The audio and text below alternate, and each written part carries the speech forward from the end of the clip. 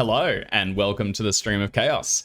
My name is Dave, and I'll be your keeper of arcane lore for this session of Call of Cthulhu. Today we are continuing our playthrough of the two-headed Serpent, and you can get your own copy of this campaign over at chaosium.com. We just wrapped the Iceland chapter, and that is all collected over on our YouTube channel. And if you are watching there, you can join us live as we do stream each Friday at 4 p.m. Pacific over on our Twitch channel. All the details are in the description. We've also got a Discord, and there's a fan wiki which is run. If you want to catch up, find some notes and secrets, all sorts of good things there. Thank you to Roll20 and to Sirenscape for being tools we use to improve our game. And without further ado, let's return to the scenario and reintroduce each of our investigators who have departed Iceland in the wake of a roiling volcano. I think the last roll we had for that session was a critical success on piloting from Dr. Sam. And you've fled, not really fled, you have landed upstate, somewhere in Northern America. I guess we still haven't determined exactly where, because Hubert has a scout camp or something similar where the four of you plan to spend a couple weeks recovering and planning your next steps.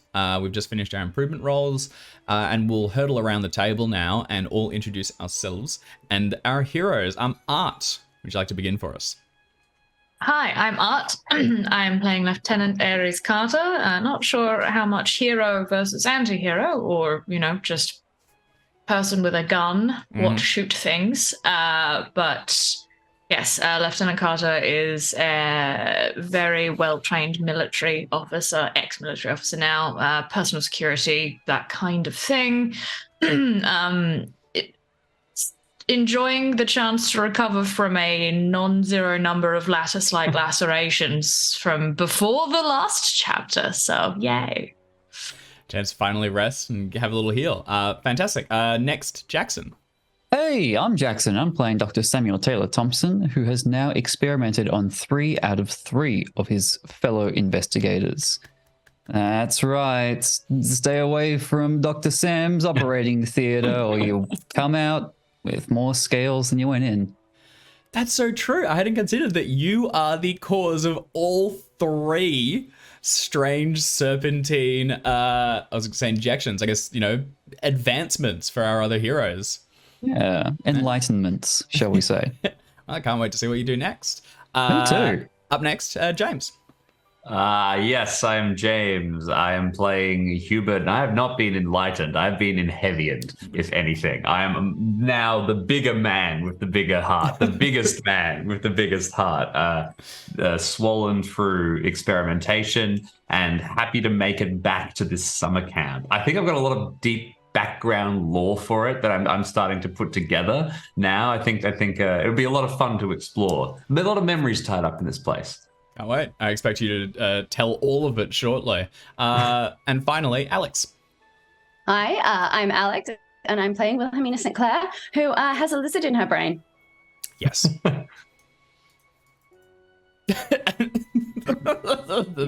No more to be said. There'll certainly be more on that as the story develops. If we ever jump in when you're in a bout of madness, Alex, you have to introduce your character as Salathosar or whatever. Yeah. Yes. Yes. All right. We're going full lizard brain. Yeah. Can't wait. All right. So, as stated, the 4 of you have landed the stolen Icelandic cargo plane somewhere in the north of America, I presume sort of wooded region, some sort of scout camp. I imagine there's a lake and a ropes course, archery range, sort of a dinky little go-kart track, all sorts of good things. And as it is not the peak season, it is abandoned. You will have at least a month or so before you can expect anyone to really check it out. Hubert owns this, so it's easy enough to, lock the gates and make sure no one else comes in. But Hubert, I guess I'll pass it across to you to kind of describe the area and tell us what we would see traveling here. Yeah, sure thing. So I throwing a lot of this together. It might not make sense, but we'll go for it. I reckon that this is probably in Colorado, is my thought process. High up in the hills, lots of trees around there. I'm not sure exactly where Colorado was statehood wise. I'm pretty sure it was a state, but forgive my lack of American history here. I think that Hubert, we've seen Hubert's mother, but we haven't seen Hubert's father. I think he died when Hubert was young, and he got a lot of healing done at this very camp, and loved it so much that he then poured a ton of money into it that they can't really use because it's staffed by like a specific organization that doesn't have the capacity to take on this many people, and he's just upgrading this camp. So eventually he's purchased it from them, and he does all the maintenance and leasing on it, and they basically just use it, and it's still bizarrely overfunded. So there's every amenity that you can imagine, from ropes courses to like a boat yard with little canoes and things like that. It's set up with like 8 cabins, except only one of them's ever been used. The rest, all the furniture still has like plastic around it, things like that. Yeah, it's a bit of a laugh like that. That rules. That's fantastic. And it's exactly the sort of place that 4 heroes avoiding the aid organization that they have sold out their services to could make use of. As mentioned, you expect that you'll find no one here for a little while. And with the plane safely tucked away, you can all spend some time recovering. I imagine the cabins that have been set up can be opened up, and Hubert can let each of you into your own rooms where you can spend a short period resting, and you may all fully heal your health, at least. We've rolled our luck and skill improvements, and you can reset your sanity markers for the next horrible turn of events. I guess going around, if we say the first few days, I think it'd need to be at least close to a week of straight recovery, right, for everyone? We're all fairly wounded.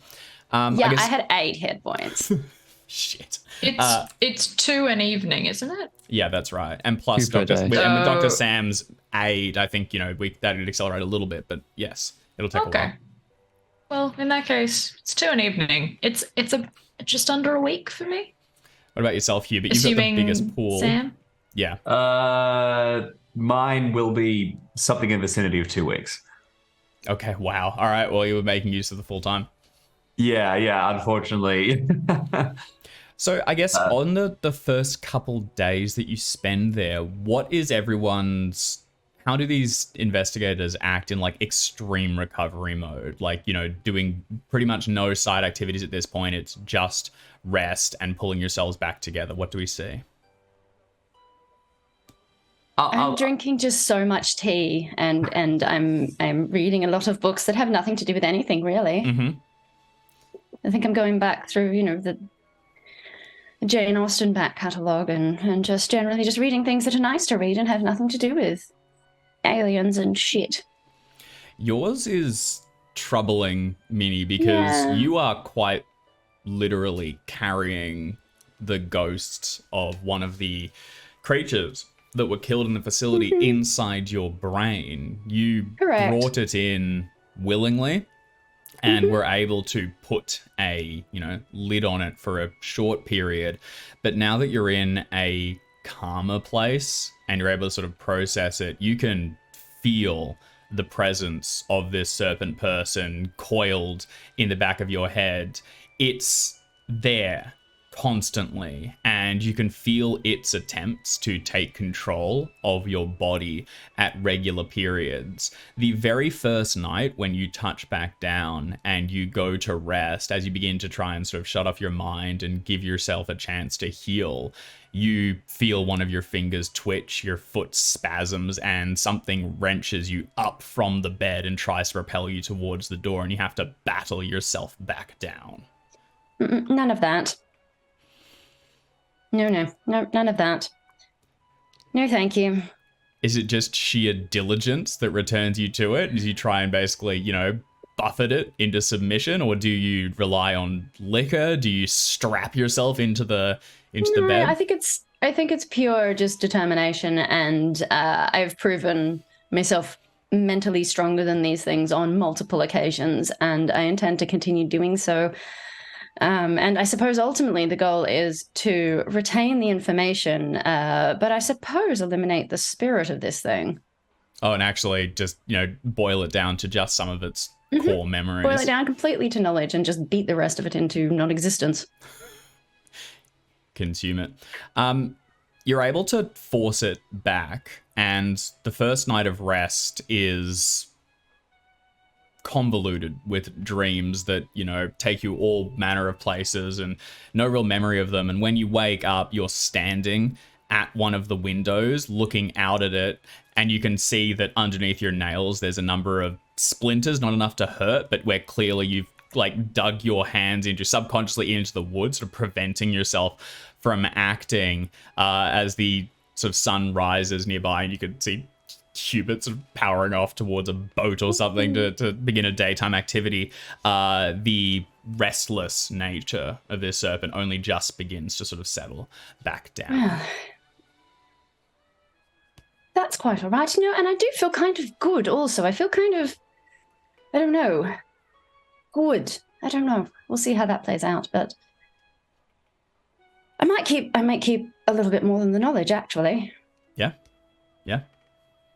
All right. So Minnie, sort of in the day at least, you're able to focus on reading and recovery. That presence is always there, but you keep a tight lid on it.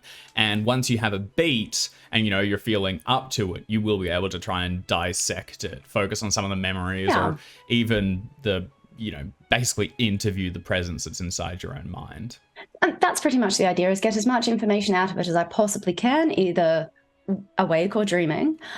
As that's been an avenue that I've been, I really should get into a little bit more, but the whole giant snake jaws eating thing is a little bit off-putting, but that is an avenue. And I suppose once I've gotten through some of the classics, I'll start having a look at Mobs of New York. So I suppose that's the next important thing that I'll be doing. Yeah, that's all right. So, with Minnie focusing on sort of reading, and occasionally when someone looks over, they'll see her sort of, you know, gripping the arms of the chairs a little tightly, or, you know, sort of staring, as they fight a battle inside their own mind. And once the control is wrestled back, drinking some more tea and returning to the next page of their book. What are the other three of you up to during the sort of, you know, recovery focus portion? Dr. Sam's only got 3 hit points to worry about. So he's back on his feet in 2 days, and I guess building a lab in this summer camp, if he can. Yeah, absolutely. I mean, you were also, with, you know, so little relatively damage taken, I think not too severe sanity hits either. You might take point on the operation as soon as you return, sort of, you know, directing everyone else, checking in on them, bringing food and things, and then setting up a, as you said, defensible position, and somewhere where you can back on my feet. So, yeah, keeping the place together. I'm the camp counselor now. Fetch yourself a, you know, wide brimmed hat and make sure everyone's wearing sunscreen when they exactly right. With the cargo plane that you've got, you've also got your own flying machine and a number of these serpentine vessels. It's true.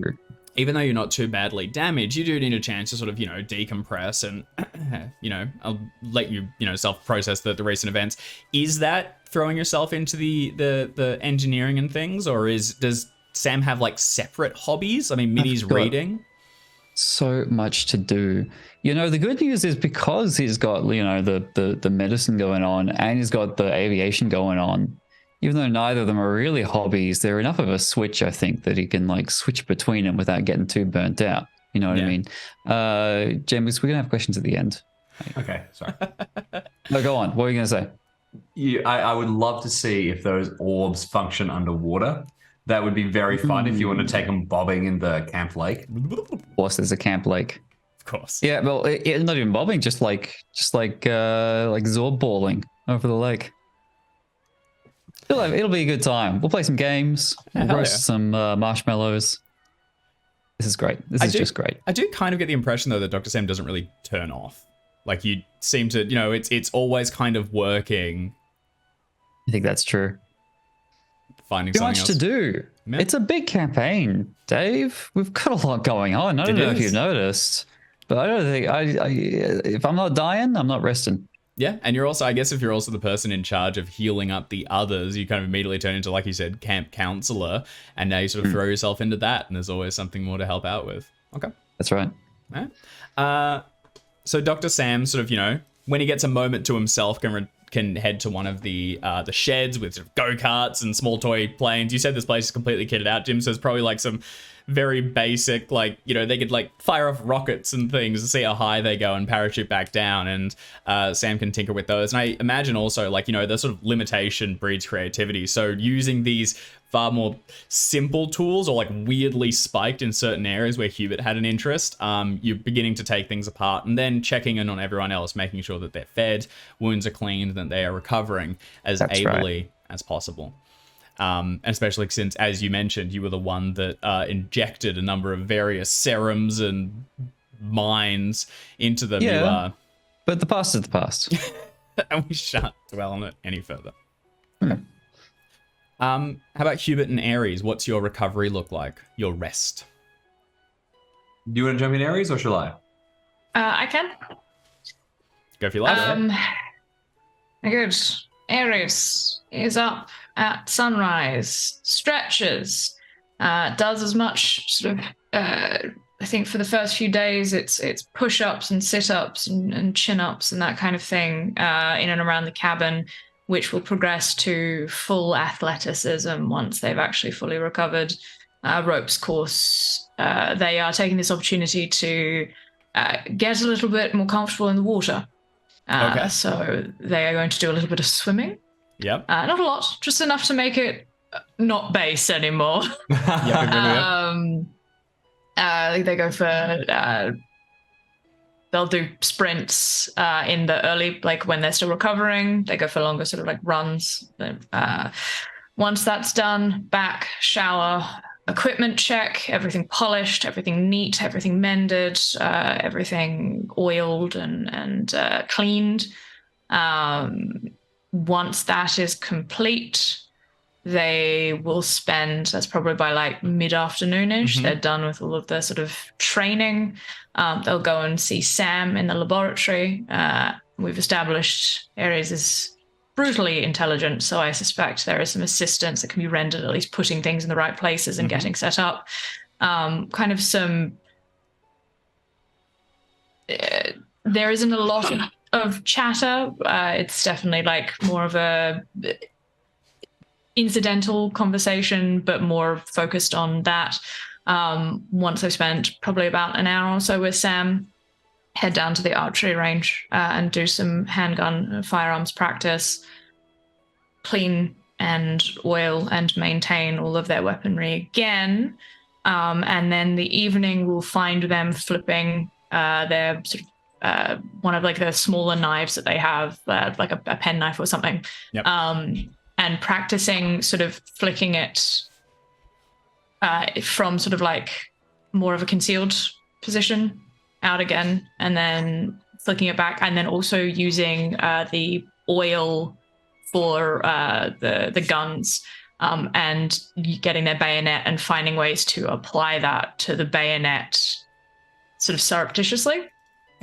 Ways in which that it can be like either laced inside the sheath for the bayonet, or can be sort of like smeared on as a motion of like pulling it out. So practicing some sleight of hand. Hell yeah.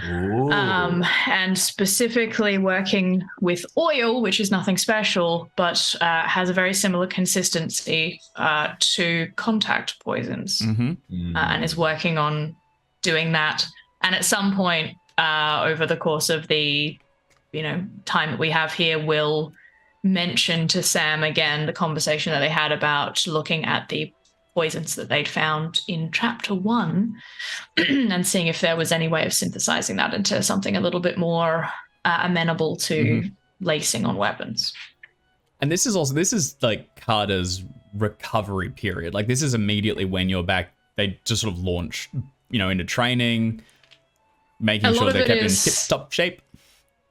It's the stretching and the strengthening, the light strengthening and stretching and strengthening at the beginning during recovery is to ensure that all of the scarring that they did on Ares recovers in a way that allows for maximum mobility, even though it is uncomfortable to do. It heals well. And then once it is healed, which for Ares would be about 5 or 6 days in, that's when they start getting into more of the intensive, like, I have not done training in a while, and it is all the boot camp level stuff.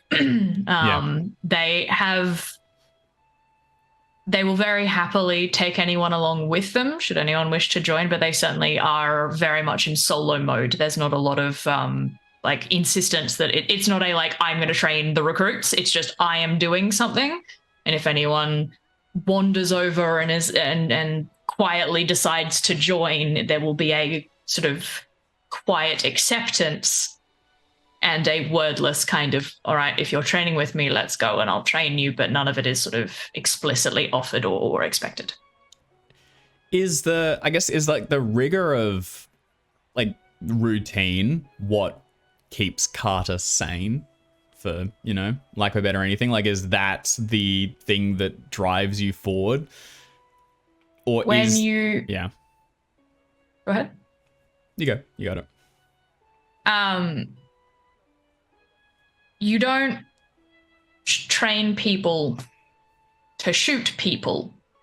You train them to lift a rifle, cock it, fire at a target, and do that so many times it becomes automatic, so that when something actually moves and you've been told that you've got to shoot that, you do it without thinking what it is you're actually shooting. Same goes for weapon fighting, at least as you try and divorce the action from the implication as much as possible. Because if you actually sat there and thought about what you were doing, you'd never pull a trigger. So, yes, divorcing intention from action is very much what Ares' entire, life up until this point, from when they joined the military onwards, through training people, has been. They are a little bit more capable of thinking about the implications, which is why they're no longer in the military.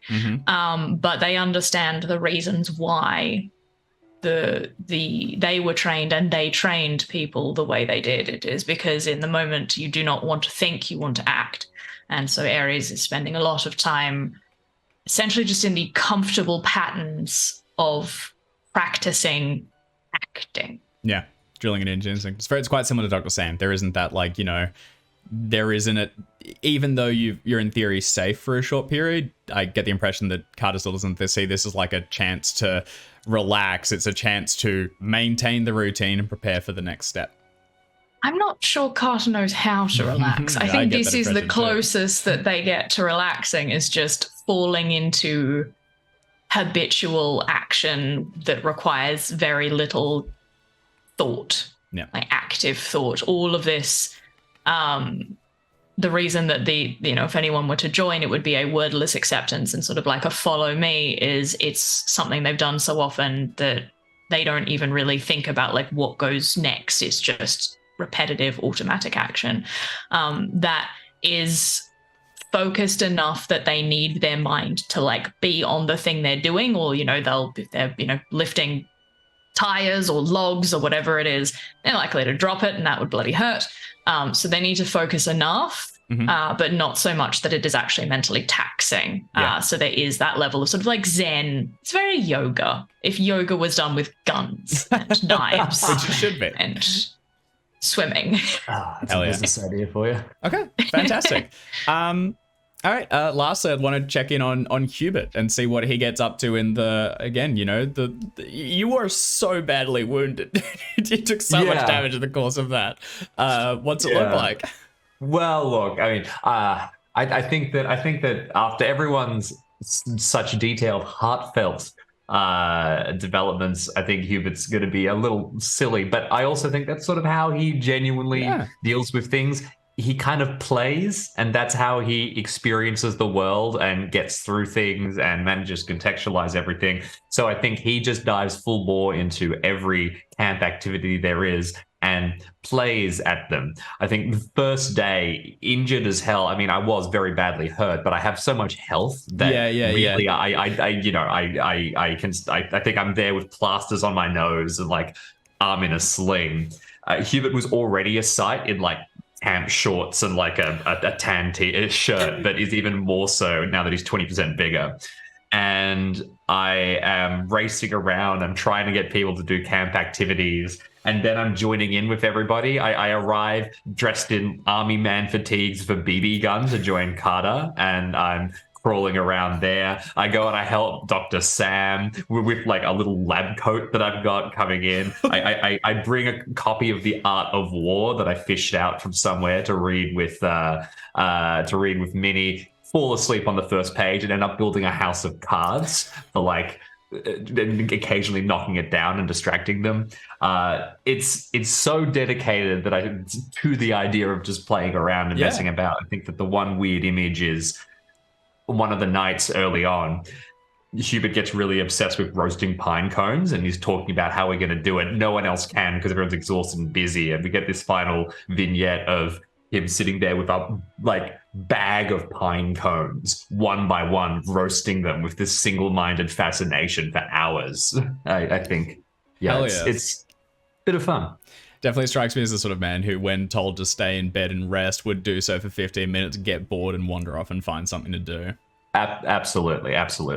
I think that I also will call in. The one thing I will do is I will travel into town or down to the local post office or something like that. It's a bit of an endeavor to do so, but I get a message back to New York, and I would like to tell my mother to execute the escape plan. I have some ideas, but we don't need to go into that now.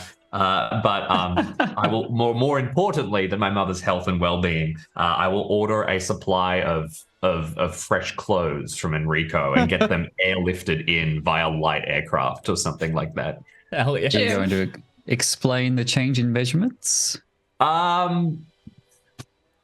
Good point. I think Just tell him you're on the roids. I did want to dwell on that a little bit as well. Yeah. I mean, I think the first day or two, you're, like you said, covered in bandages as Sam has cleaned everything and allowed you to rest. You're, very capable, so you're able to do some activities and things. But when you head into, like the uniform region or whatever and try and find something that fits, there is just fully nothing that can handle your new size.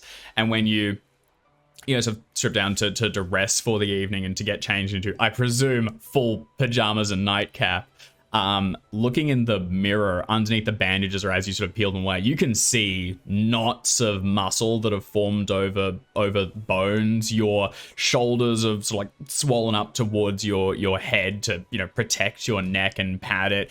You kind of do look terrifyingly large, and even the the mirror you're looking in, you just dwarf in proportion. There is no door built to handle your size. There are some rooms you physically almost cannot get in without really squeezing through, and you can hear timbers of splintering away a little bit as you try and squeeze your way inside.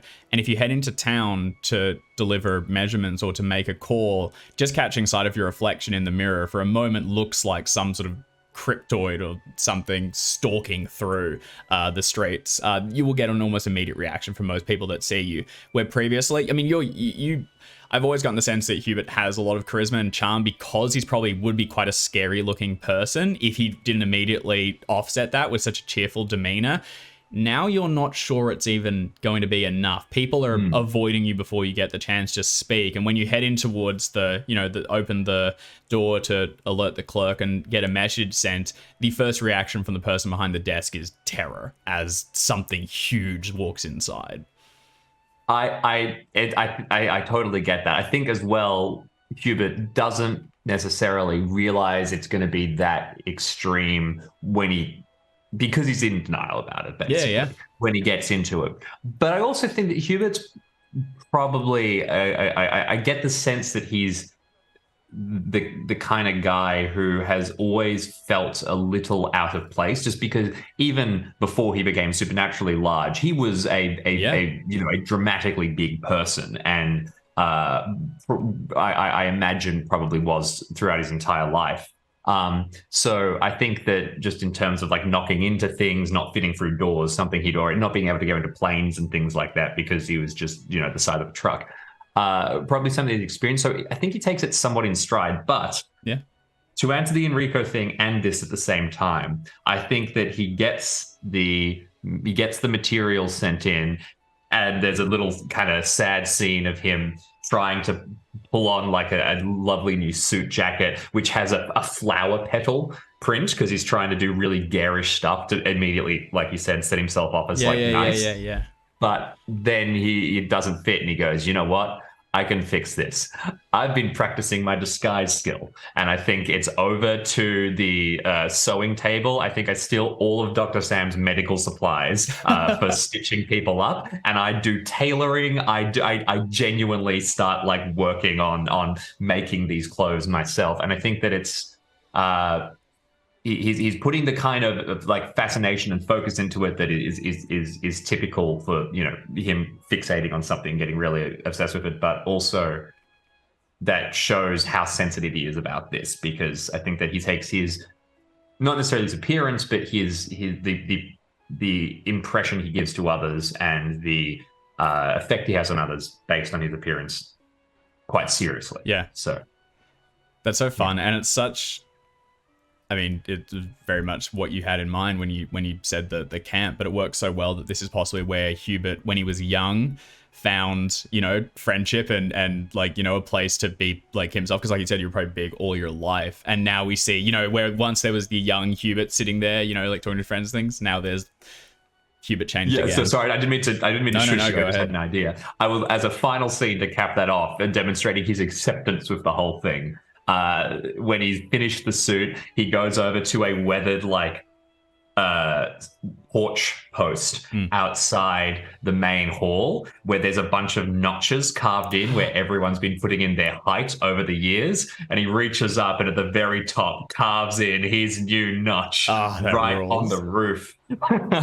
Hell yes. All right, that's fantastic.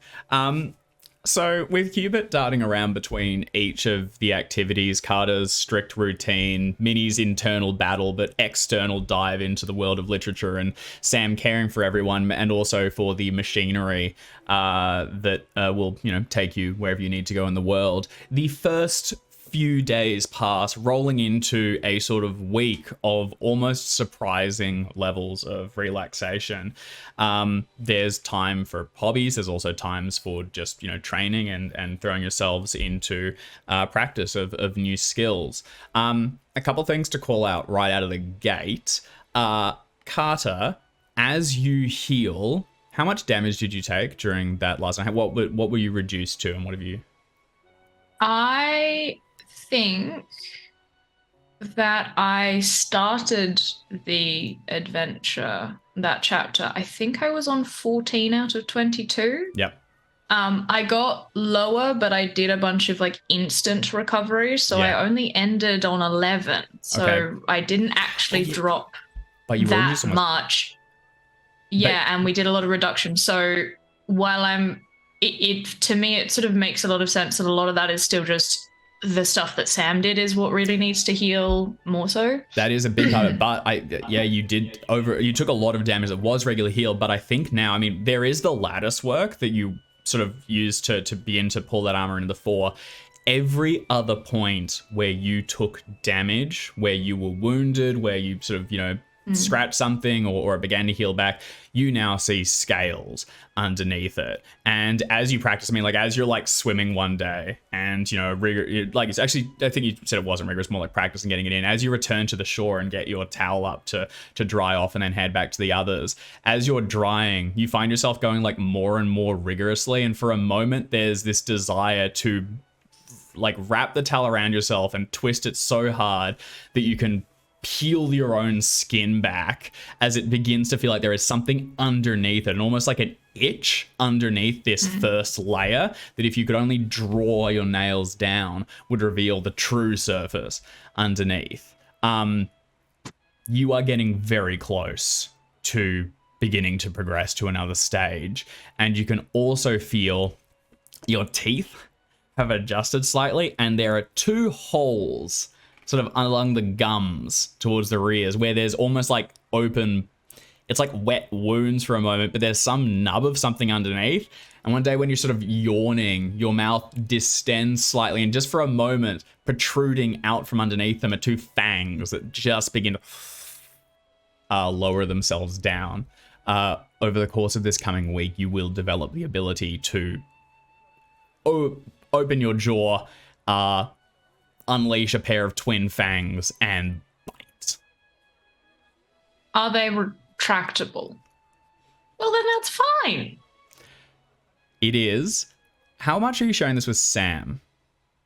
Oh, all of it, because Sam's the one who was helping me and is like documenting this, and We're on this journey together. Okay. yeah, as far as I'm concerned, like Sam, part of this is I know that Sam has always been very interested in like helping people, and his immediate sort of like, oh, we could use the serum. Like if I could reverse engineer the serum, we could get that like back in the facility where they had the person who'd like had their skin off.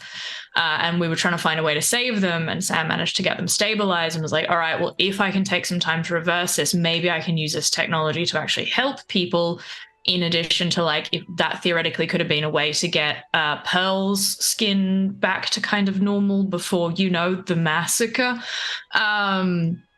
So yeah, this is very much like, hey, you know, Sam, this is happening. I want to monitor it. I don't want it to get to a point where this becomes like obvious. I'm fine with the changes as long as they are able to be, for the most part, like hidden, or at least like they are things that happen in moments of stress or tension, or like they're not just things that are just going to be there for everyone to see.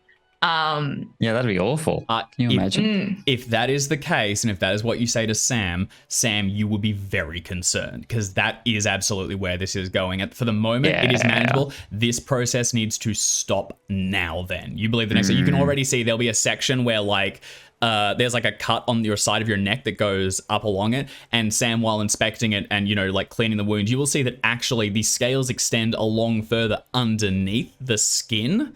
Carter is in the process of changing into something else, and while it isn't immediately obvious underneath clothing and everything, as soon as it's, you know, like when you go for a swim or something, you can actually see like the musculature is beginning to change on a very small level, but one that Sam's been monitoring quite closely. This needs to stop now then, and you're not entirely sure how to do it. Good. Well, yep. I'll appraise. Well, I'll praise Carter for all of that, and ask what they want to do. Well, I don't mean, think we're if- quite at the stage where we're, you know, throwing the cloak off and saying, "Come at us," are we? No, I wouldn't mind it if we can suspend it in some way. That would be helpful. Yeah. Good call. Good call. I agree. I concur. Some way to. You Yeah.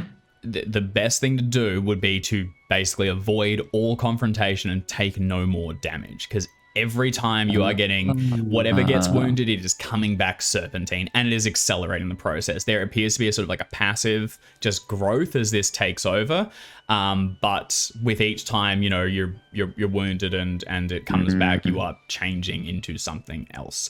This is a blend of some sort of, you know, magical gift with pretty big quotation marks around it, and it is also a biological, basically, takeover, as like something at a, you know, almost cellular or DNA level is beginning to be adjusted. That said, from all tests, Carter's mind appears to still be their own, and there doesn't appear to be any changes there. So it's still very much them on the inside. But unstopped, this will continue, and it so will do I accelerate. have I got to spend some time researching about how to slow it down, or is it? I mean, the basic would be don't take any more damage and avoid conflict where you can. The others would be, throw yourselves into research. There might be some medical ways. I mean, you've been looking at ways to like reverse these processes and things previously. There also might be some occult means to do so. I mean, in theory, this is a magical gift. There may be you could find a ritual or something to at least halt it or possibly reverse it. you're not sure. Well, I've got some time. How specific would you like me to be, Dave? Can I just say, Dr. Sam throws himself into all of the medical research he's 100%. collected so far. 100%. Is it with the means of halting, reversing, or controlling, or what's the strategy you guys are going for? There's also, I mean, Hubert and Minnie both also have their own adjustments that are being made. This kind of widens across to the three of you, I guess. Really, you know, are you accepting the changes to your self, or are you going to fight these? Oh, as far as I'm concerned, this is a grab bag, and I'm taking what I want and absorbing the rest, or yes, killing the rest. Hopefully, actually. Yeah, that's essentially Carter's same thing. Is like, while the changes, there are benefits that have come with it that are actually quite helpful for what we're doing. It's not so much a question of accepting or rejecting, but rather understanding and controlling. Yeah, it's definitely control. I think that, you know, being able to go like, yes, I'm quite happy for like scales to cover most of my body, but like the ability to at least retain like a humanoid face for those purposes. Because you can wear gloves, you can wear boots, you can wear clothes. It's mainly the face that's the problem. And so as long as those fangs remain retractable, no problems there. I'm certainly not going to complain about the possibility of, I don't know, being able to produce my own venom if that's something that needs to happen. Ares is already considered a Serpent. We may as well make it official. But I think if there's any mention of like, if there's any inkling that this might be occult in nature, because Minnie's aware of this, I think there's a chance Carter would also seek Minnie out and ask Miss Sinclair. You know, and if there is a mental aspect of it. Yeah, if there's a mental aspect of it, the fact that you've mentioned many times in dreams, you've seen great serpents and what have you, and the conversation that I had with the great and powerful Yig was all mental. So how much of this is, you know, how much of this is something that could be controlled from a mental or an occult kind of standpoint, and then Sam on the sort of physical and medical side of things. It's very much like I'm going test subject. Let's find out what we can do with, you know, this, because, you know, it seems appropriate. I might jump in and say quickly that what this could present for us is an avenue that guides our next steps towards where we go. Yeah, where are we going? We got to figure it out, and we've got a lot of plays we could make here. It really feels like the door has opened up to us, you know, with our own cargo planes and drop pods, basically, to being able to go and take things into our own hands a little bit. We have a lot of leads, but we also have kind of not necessarily clear objectives and not necessarily clear information either. We've got a couple We did get a lot of names that were dropped that were planned to do some research on to potentially find next steps. I personally am still very keen on the idea of making sure that Caduceus is not able to do what they did in Bennington or the other place. Bingham. Oklahoma.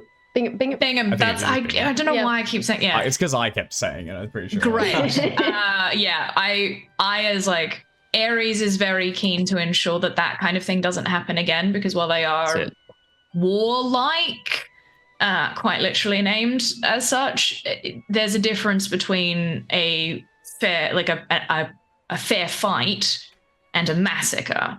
And massacres are. Like, massacres can happen in war, but generally speaking, you don't go after civilians. You don't go after the people who aren't involved. Like, they've broken some pretty serious, Geneva Convention kind of stuff. Rules of engagement, Soldier to soldier, yeah. If you're gonna fight people, make sure they know that you're about to fight them. And the fact that Caduceus went in as an aid organization and then did completely the opposite has absolutely rubbed Carter the wrong way. Yes. Pretty cool. War requires enthusiastic consent. Well, not necessarily enthusiastic, but it does require a declaration of such. Yes, exactly. I am declaring Yes. the thing. So because of the way the Caduceus has acted, this, if you like, is in a complete explanation of why Carter is not turning around and declaring war on Caduceus, because like, you're a slime motherfucker, you don't deserve that. Mhm. Whether but they already or not, have declared it. kind of, yeah. I definitely, as we've sort of had a bit of extra time to sit and think, especially probably over this period, if the topic of Caduceus is brought up, Ares' position has shifted a little from burn it all down to the organization might have its uses if the right people are in charge. Well, that's it. Because, let's not pretend that we're the only ones who are the good guys. There's going to be other people in the organization who were recruited just like we were, and In the same have the same way. convictions as we do, and also, don't know the horrible things that we know. Quite. We're not the kind of people who are going to walk in and commit a massacre just because of the connections. However, I do truly believe that rather large gentleman, angry large gentleman, and the head of the organization, I don't trust, and I think it would be worth us taking the time to investigate that little manner of his at some point. I suspect we might be at a stage. There are things that Caduceus has that are helpful to us. I'm not sure we need them quite as much as they need us right now. Oh, hard agree. And also, we do have. I still think that the mob it could be used as leverage at some point. I mean, they clearly have an involvement. I don't think they're entirely aware of the involvement that they seem to have. I think there's a little bit of double crossing going on there, and Bresciani's potentially there's skin on leverage. is not who they say they are. Exactly. So I wonder whether we do at this point. There's an argument to be made for trying to continue to work with Caduceus, at least in part. But given the state of, well, myself and Mr. Smith at a minimum, unless they're willing to accept some very strange explanations, I'm hesitant to throw our lot in with them, and perhaps we do, in fact, for want of a better term, go rogue. I think we've Yes, missed that correct. boat. Is I there think, anything? Is there anything that Caduceus has that we would need? Well, look, they know what's going on. They know where to send us in the world to, find the next bit of point of interest. They have information, but further to that point, I might actually have a little bit of information that, have it is a loose kind of Can get descriptor it. for what I've got. Yes, I have a way to get it, possibly even more than what they have. Different, better. Mm-hmm. So their information may not actually be that useful at all compared to what we could get. What they do have is possibly information regarding whatever is happening. Yes. Procedure-wise, Yes. and I think that With our mummy friend. yeah, that potentially too. well. But I also mean just specifically, if we want information on how to halt any of the processes that are affecting Ares or anything like that, I think that it'd be great if we could just find a library of Alexandria equivalent and be able to bust into that to get a bunch of information. I want to raid the library at this point because I feel like that's going to allow us to make a lot of decisions. Unfortunately, I don't think we necessarily have a lead on a clear library unless we go the basement. I mean, headquarters, would be the Well, the thing is- direction. Yeah, that's also the hardest one. So, Again, I might have some of that. wow. In what? Maybe. I'm gonna come back to that. It's worth remembering that they are not actually particularly advanced when it comes to medicine. They had the device that we were able to utilize to find a cure for the biological weapon that was released, but they had no way of dealing with the skin off serum. They have no way of containing the pharaoh mummy. That thing's gone. Yes, They don't exactly. have a lot. They wanted a canister. We have it. there's a lot of things that we have. We gave them. The only thing that could be useful is having that machine that synthesizes. But I think at this point, Sam, you've seen enough of the Serpent person biotechnology. I mean, we've got the growth serum. We've got those strange nano, Yes. healing stuff as well. That's worth looking at. I mean, with enough time, Yeah. you're one of the brightest minds in medicine as it stands. If anyone could work out what this is, I don't think you need a machine to do it. But if you do need a machine, you're also one of the best mechanics I know, and I think you could probably build one. It's very kind of you. Certainly be a lot quicker with a big old laboratory, but with enough time, and probably pull some scraps together out here if need be. I mean, we have 4 buildings at a minimum. I'm sure we could turn one of these into a decent laboratory. It's just Well, I guess the question is how long we're here for. The camp isn't going to be needed for another couple of months. We will need to vacate when it does. I don't care how serious the world gets when we're not disappointing those youngsters. But And if we're not jettisoning our entire relationship with Caduceus immediately, then we do have to go back at some point. It's going to open us to a lot of vulnerability when we go back. There's also something to be said for opening communication slightly. I just want to get 2 points out very quickly. First of all is those super soldiers, whatever, in the basement that we saw. I think that there's something happening there, and that is possibly the information that we want. They were completely covered. We couldn't see any of their skin, I think. So it's probably pretty... That's probably the direction we want to head in. And the second thing is, it just occurs to me, maybe Caduceus did have the tech but didn't care. Is that an avenue we've looked at? I mean, it's not unusual that a SWAT team would be covered head to toe in armor. That is, generally speaking, if you're protecting yourself, you want as little skin visible as possible, whether that's through actual armor or some kind of advanced. Did they have Kevlar in like the 1930s? Because if I'm thinking just like Kevlar and no idea, but essentially the 1930s equivalent of Kevlar, and then whatever armor stuff. Caduceus on the front of shit. stuff. You know what I'm talking They had some armor. It was armored. Yeah, it's probably not quite Kevlar, but in the same vein. Made from serpent skin. Possibly Something. Also, they were just weird. I remember when we fooled one of them, they spoke strangely. Yes. It was great. I don't remember that. I watched that episode. I was slightly high on endone at the time, so I don't remember all of it. But I do remember being like, this is funny. And also, all of this is weird because it's being filtered through drugs, through painkillers. That is good context, yes. That was also when the Pharaoh bamfed out, right? Because the other thing that we've got, and this is somewhat out of character, but also in character, because I sound the same regardless, we're missing a crown.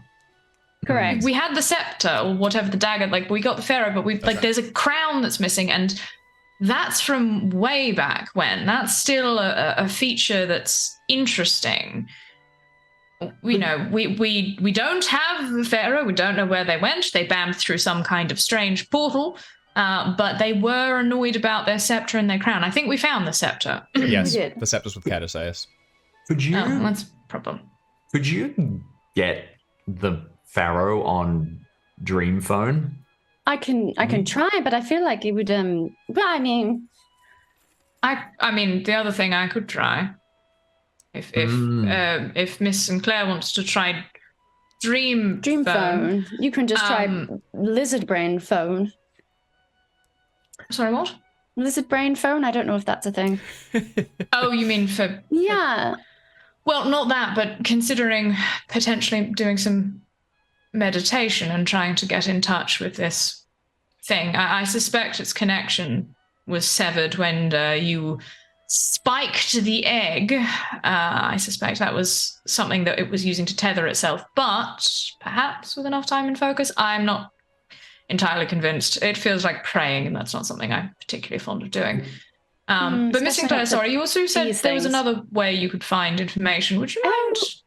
Yes, Sam may know, but we didn't really have a lot of time getting out of there, did we? So I may have neglected to mention. I brought of that first one that I shot, whose spike that I took. He was still in there. Well, after a fashion, weakened, half a shadow shell of his former self. It was determined. I'm assuming you're talking psychologically. Oh, psychologically, yes. It's the lines are blurred, I suppose, but it was in there and was determined to not let me leave the way I came. So I sort of had an opportunity, and I took it, back up with me. So I have it. Bits of it, the last bit of it, the last bit of its consciousness that survived on, I suppose, in the machine. Quite literally, it was in the machine, and I brought it back because it wasn't going to let me leave. Combatant. Yes, it wasn't going to let me leave, so I took it. In your head. I have the remnants of an enemy combatant. I have its mind. Is it capable of its will, but it's very weak. Is it capable of communication? I don't really know. Yeah, that's exactly right. You've kind of been relying on, as you mentioned, just sheer will to kind of keep this thing suppressed for the time being and take as few risks as possible. You kind of have the impression that, you've got like the box sealed in the back of your head, and you're a little worried that once you begin to try and crack it and have a look inside, it might try and rush back out. But yeah, I mean, I got it once before, and now it's in my space. So could we bait it? Could we? I don't think there's any baiting needed. I think I just need to go say hi. But what I wouldn't mind doing is doing so in an environment where, if I cock it up, there's people around to kind of stop me from going full lizard brain and freaking out. Before we go ahead, what's your idea, Jim? I'll just say it would be pretty cool. Just if there's a route where we like basically let it take pseudo control and try and escape, and we follow it and see what it does. A solo video. Well, it would be pretty awesome.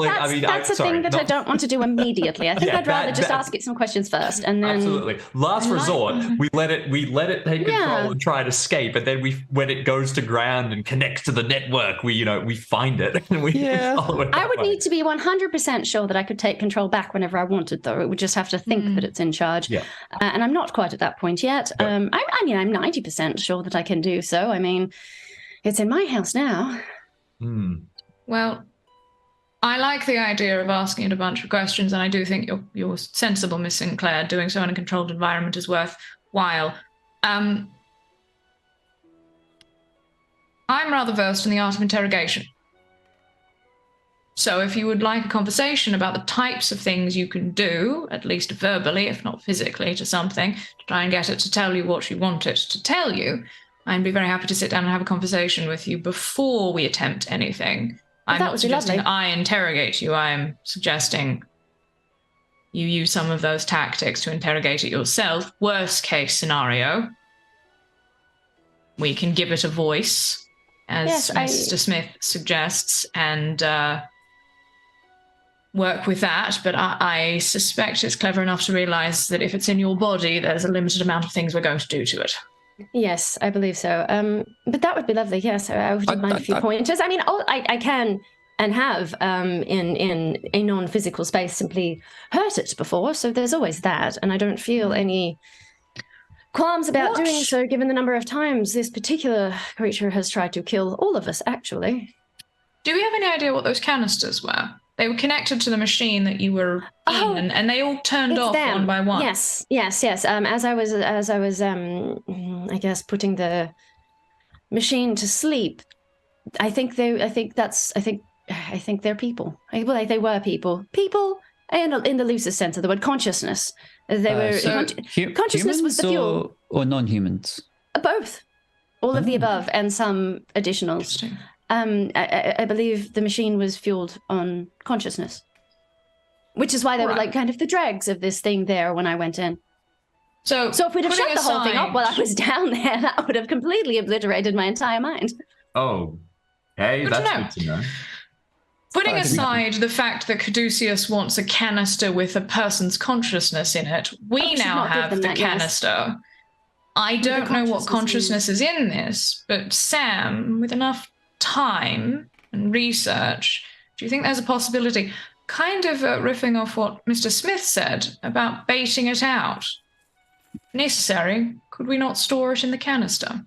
If it's there to take consciousnesses, and this is a consciousness, if it's going to cause any issues for Miss Sinclair, and if we need a way to interface with it, especially in a computational sense, putting it in a canister and plugging that canister into some kind of electronic device might give us an opportunity to talk to this thing and also keep it trapped. Look, I'd feel much better about doing that than keeping it in Minnie's head, that's for sure. Of course, Miss Sinclair, if you would prefer to I would keep it prefer in your not head. to have a thing shoved into my spine again, but we'll see how. I feel like that is a last resort beyond the follow the lizard into the woods plan, to be honest. Throw a hand grenade in things and say, I know Hubert, as a New York socialite, happens to know another New York socialite at this time who is very into computers and could possibly give some pointers. Referencing Van der I Van bet you from the do. previous campaign. Who maybe viewers, wakened an AI. If I remember correctly. It's coming Because you fumbled something to a machine. That's right. If everyone remembers from the end of our first pulp campaign, called Fire Within, which is available for viewing on the Chaosium YouTube channel, youtube.com/Chaosium. He's good. It's a good time. Oh, they might remember that, yes, extremely wealthy socialite William Van der Ven had of New York, had a computer installed, 1930s pulp computer installed in his penthouse, which may or may not have a rogue ancient AI inside. May have taken over his life. That one might be one step too far, but I do love the idea of trying this. This feels like good technique. I think the two of you would absolutely know each other. Yeah, that's great. Yeah, I mean, even if it's just a cameo, we get a letter of advice for us to try a procedure for ourselves. But I think that this is feels like the kind of experimentation that we have the parts for, and that there's not a massive amount of information already out there that we can. Hell yeah. Yeah. Okay.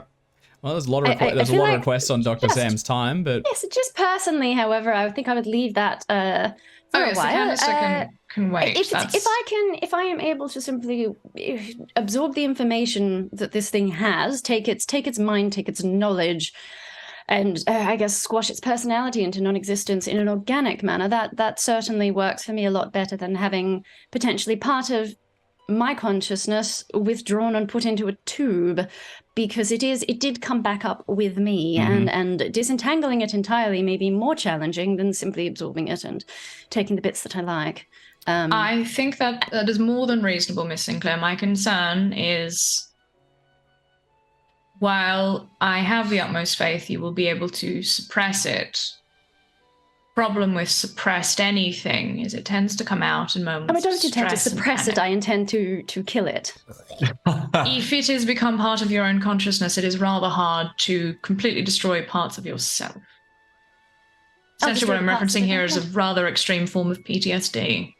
Yes, and I will kill it. I will kill those parts of it, take what I need, because it isn't entirely part of my consciousness. Yes, it's a separate entity that I brought back with me. My concern is that pulling it out into a canister is going to take me with it, whereas while it's in here, I can whittle away the bits I need and destroy the rest. It is certainly a last resort. It's not something we need to look at immediately. It is beyond a last resort. It would be like asking you to peel off all of your skin to take the serpent away from you. I mean, we do have serum that would allow us to do that in a relatively painless way, so... Yes, but also that would make you a host for one, so... I'll throw one more thing in for one more wrench in the works. We got enough wrenches. We can do one more wrench. We can do a little. Everyone start juggling. Minnie, you're reasonably capable at dream walking effectively, and you've traveled into the dreams of Hubert in the past as well, I think, and kind of contacted him there. You believe that, like, basically through like a sense of meditation, you could, in dream, encounter your own subconscious and basically interview this parasite inside your head. That's and the you idea. might be able to gather some of the others from their own dreams as support. You've spoken about Carter interrogating Hell the creature. yeah. That would be If good. you traveled into Carter's dream, Oh. collected them, and then brought them into your own, Carter is not as practiced in this, so you don't know the exact state of what you're, there, but they're fairly dedicated as well. You could possibly gather the whole group, bring them into your own mind, as long as you're willing to be vulnerable in that way, and probably interrogate leave- the creature there. I would probably simply take Carter, Probably better. because our doctor would I'd like our doctor to be on the outside for this, and Hubert on the outside would also be very beneficial, just in case things go wrong and people need to be restrained. Mr. Perry. It's also worth noting that should you decide to go poking around in my skull, which I'm more than happy to allow, enthusiastic consent and all that, I'm not entirely sure what the connection I have with... That's true. Oh, yes, I'm probably not sure if I actually mentioned this to everyone. I'm sure you all heard the strange voice in the cabin that asked if you would accept worship in exchange for a gift. Been there, yes. Yes, well, I didn't have to offer worship, but it did give me a gift, and I goody. accepted it. So No, that's yes, there was what's kind of there's going been on. a few little. What's it? It's all part of the business, isn't it? Just making connections. Seems to be. I Well, don't just suppose any of making us can really judge at this point. It's all about networking at the end of the day. neural networking at this point, I believe. But If we don't get inside the dreams of that computer, I'm going to be very. your computer's dream of electric snake. Oh, hell yeah. Inception. Essentially, yes, I'm happy to have you inside my dreams. I just want to make sure that you're aware I'm not sure exactly what wormholes you might find. So do be careful if you go poking around if you do not wish to encounter that entity again. I'm not sure if there's still a connection there given the changes that are still occurring. Although there's a possibility I might, at a different time, ask for your help trying to work out what that connection is. And as I mentioned, whether that can be controlled or severed mentally. Well, I suppose that's an order of operations then, right? We should probably figure out that first before I go dragging you around anyone's dreams.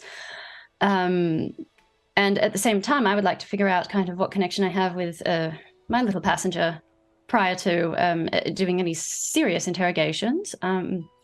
So maybe we figure those two things out first, and then I do some dream passengering with you and I for a proper interrogation and see how that goes, and progress from there. So I mean, if you get all the information you need from internal monologuing, Precisely. then safer. We Exactly. also still have this, a couple of names and things to research. It sounds like our next step is we yes. park in here, we lock in, we do a bunch of research. Yeah. Is that that's our right. beat? Okay. Oh, Yeah, I and think, there wasn't. Speaking of dream walking, and the lady on the screen who is probably not entirely a lady, wouldn't mind getting inside that head either. Oh, that's a bit risky. I mean, sure, but I've jumped into some risky brains, so That's probably the riskiest brain I could think of right now. You know, I think that's a rather good idea. I would prefer if we had practiced you taking Yes. passengers along. That's it. Want Yeah. to start, I would like to take start at the somebody bottom, eh? for that. I think in order of operations, we have Mr. Smith, as you said, do a bunch of research, both medically to work out what on earth is going on and seeing if we can stop it or reverse some of it. We have research into the names and places. And then we also have some Matrix shit. I think we should do this in stages. Let's all get researching, and our point will be is that the sort of encounter. The next thing we're doing is a bunch of dream testing. You've been in my dreams before, Minnie. Correct. Jump in again, just to make sure that you can now project into people's dreams. Also, then during combat encounters, we can get some weird. I feel like I would like to practice with Carter's dreams, since that's who I would need to be familiar with to Sure. take my first passenger along. But I think I need to have a sit down with this passenger of mine first. I think that is the first thing, and I wouldn't mind Hubert, I wouldn't mind if you were on standby, just in case it does have a How's it little going? bit of a jailbreak, and you need to sit on me for a bit. Absolutely. I just said that I know Art have spoken to you about this before. Are you familiar with the franchise? But we are in a summer camp attempting to project into one another's minds and, you know, solve riddles. We've just accidentally done psychonauts. This already is a thing. We've made psychonauts. Yeah. We've made psychonauts, yes. Oh my god, we are Straight up psychonauts. All we need is a family of acrobats. Which, if it was good old Monkey and Isabella and Dr. Fogarty, Professor Fogarty, that would be much closer. But yes, Good times. That's so funny. I mean, I took all of my points in dodge as lizard brain, so partway there. All right. So then, as you'll set yourselves a task, what would you like to do for this sort of first wave? What does everyone want to look into or try to accomplish or whatever? And then we'll move on to the potential dream walking, which sounds like a more sort of extended and focused. Mine's going to passenger poking. Yeah. I'll jump in with mine's going to be quite quick because I don't have good research skills. Okay. So I do some narrative stuff. I play support for everyone else, so I will be around when everyone needs me if I can apply bonus dice in any way, which I probably won't be able to. I will secure the integrity of the camp. I do a little bit of like lawyering. I get a hold of my mother because I'm worried that Caduceus is going to come from her. Oh yeah, come for her. And also from her. I will tell her to return. I imagine that she is the heir to some great dynasty in Luxembourg or something, and she ends up back in a castle surrounded by pikemen with a series of strange European siblings. And a hamster. Yes, of course. And I will also, because we're getting into some dangerous territory, and I want to make sure we have some backup characters in. I would like to reestablish contact with the detective that helped us out in Oklahoma. Okay. And I just start corresponding there, building that up. I don't necessarily want to build it out, but is this to the extent that like you are genuinely passing along enough information so that in the event that the four of you are perish or are stopped, someone else can pick up where you, so like, are you genuinely telling them everything you know so far? Or are you just saying like, hey, if I don't get in touch, here's where you can, I want you to do something. I think that it starts off slow. If unless you have like a plot line you want to develop with that out, I might just say I'm happy to start seeing that as a potential background for somebody. So we're courting, and it begins with basic information. The potential being like, go to this summer camp and look under the floorboards of Hut 4, and you will find. Mm-hmm. And you know for sure a bunch of kids are going to find that and start their own campaign. Fantastic. Hell yeah. Well, Jim, a couple things then. So, and also, you know, you're fairly plugged into the society, so you can just do a bit of just like you said, general dog's body research and assistance wherever you go. So one, you get in touch with your mother and can tell her to, flee back to Switzerland or whatever. That's very doable. And she can bail in New York. She will tell you that she has absolutely been contacted by Caosium, probably shortly after the volcano went off in Iceland. And then when you didn't return imminently, someone came by to call on you. This has happened a couple times since then. And basically there's a standing like, as soon as your son comes back, do tell him that we'd like to speak with him. So they are expecting you and keeping an ear out. You tell her to, stay quiet and bail and get the hell out. And she will leave, so she will no longer be, a potential vulnerability.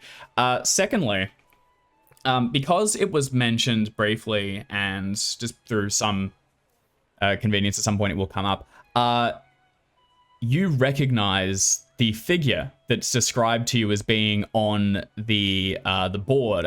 Brief description will come up at some point from Minnie or someone else. And then as you're looking back through Caosium files and doing your own research, at one point you come across a picture of Joshua Meadham standing with his daughter.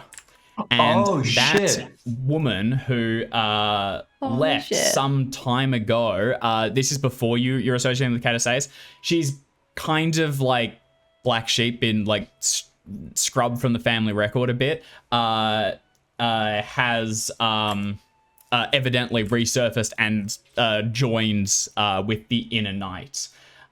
This Get out is of town. his daughter, whose name is. Have I lost this just for the moment? 1 second. Creature and What a characters. twist. What a twist. And here we go. Rose Meadham, who vanished some 20 years ago. Okay. Out of interest. There you go. Oh. Out of interest, we got a pretty good look at that woman on the screens. Yeah. And I'm assuming we've got a picture of this woman. Yes. Does it look like 20 years have passed, or does Yep. she look exactly the same? Oofed. Big oofed.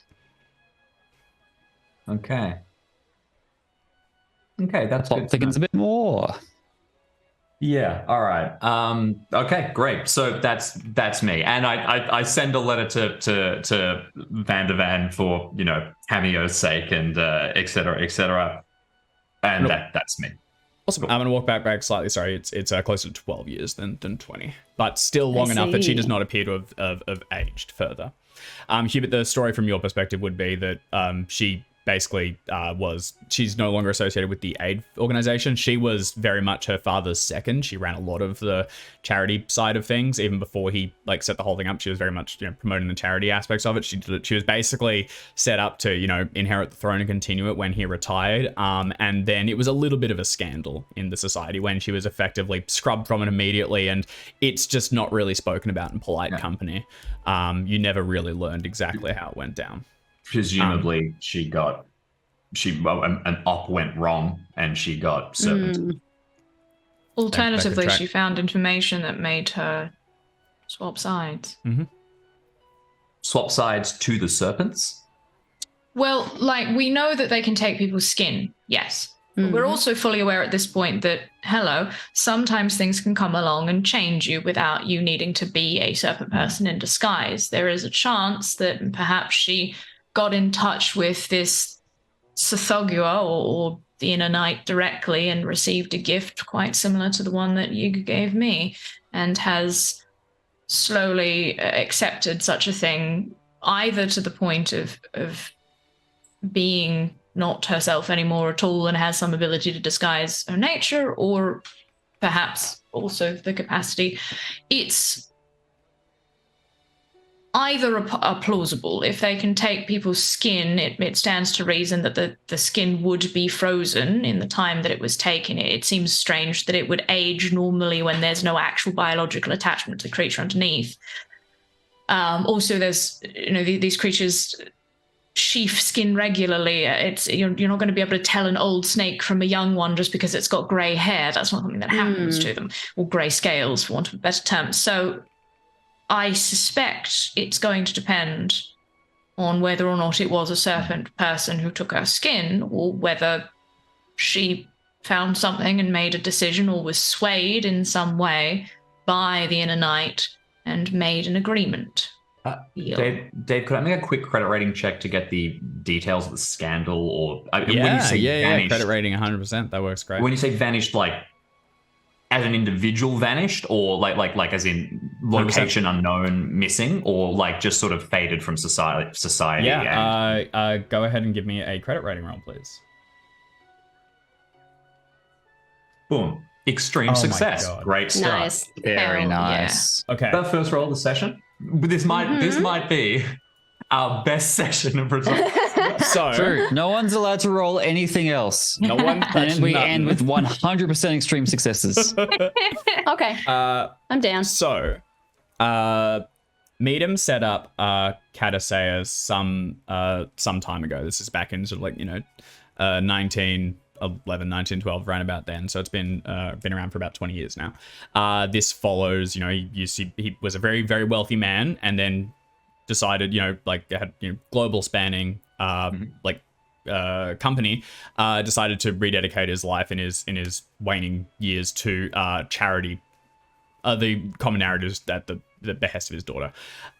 This was not a scandal, but already the great talk of the town, because this dude was kind of a dick, and very much a money collecting, hoarding, at the expense of all other things.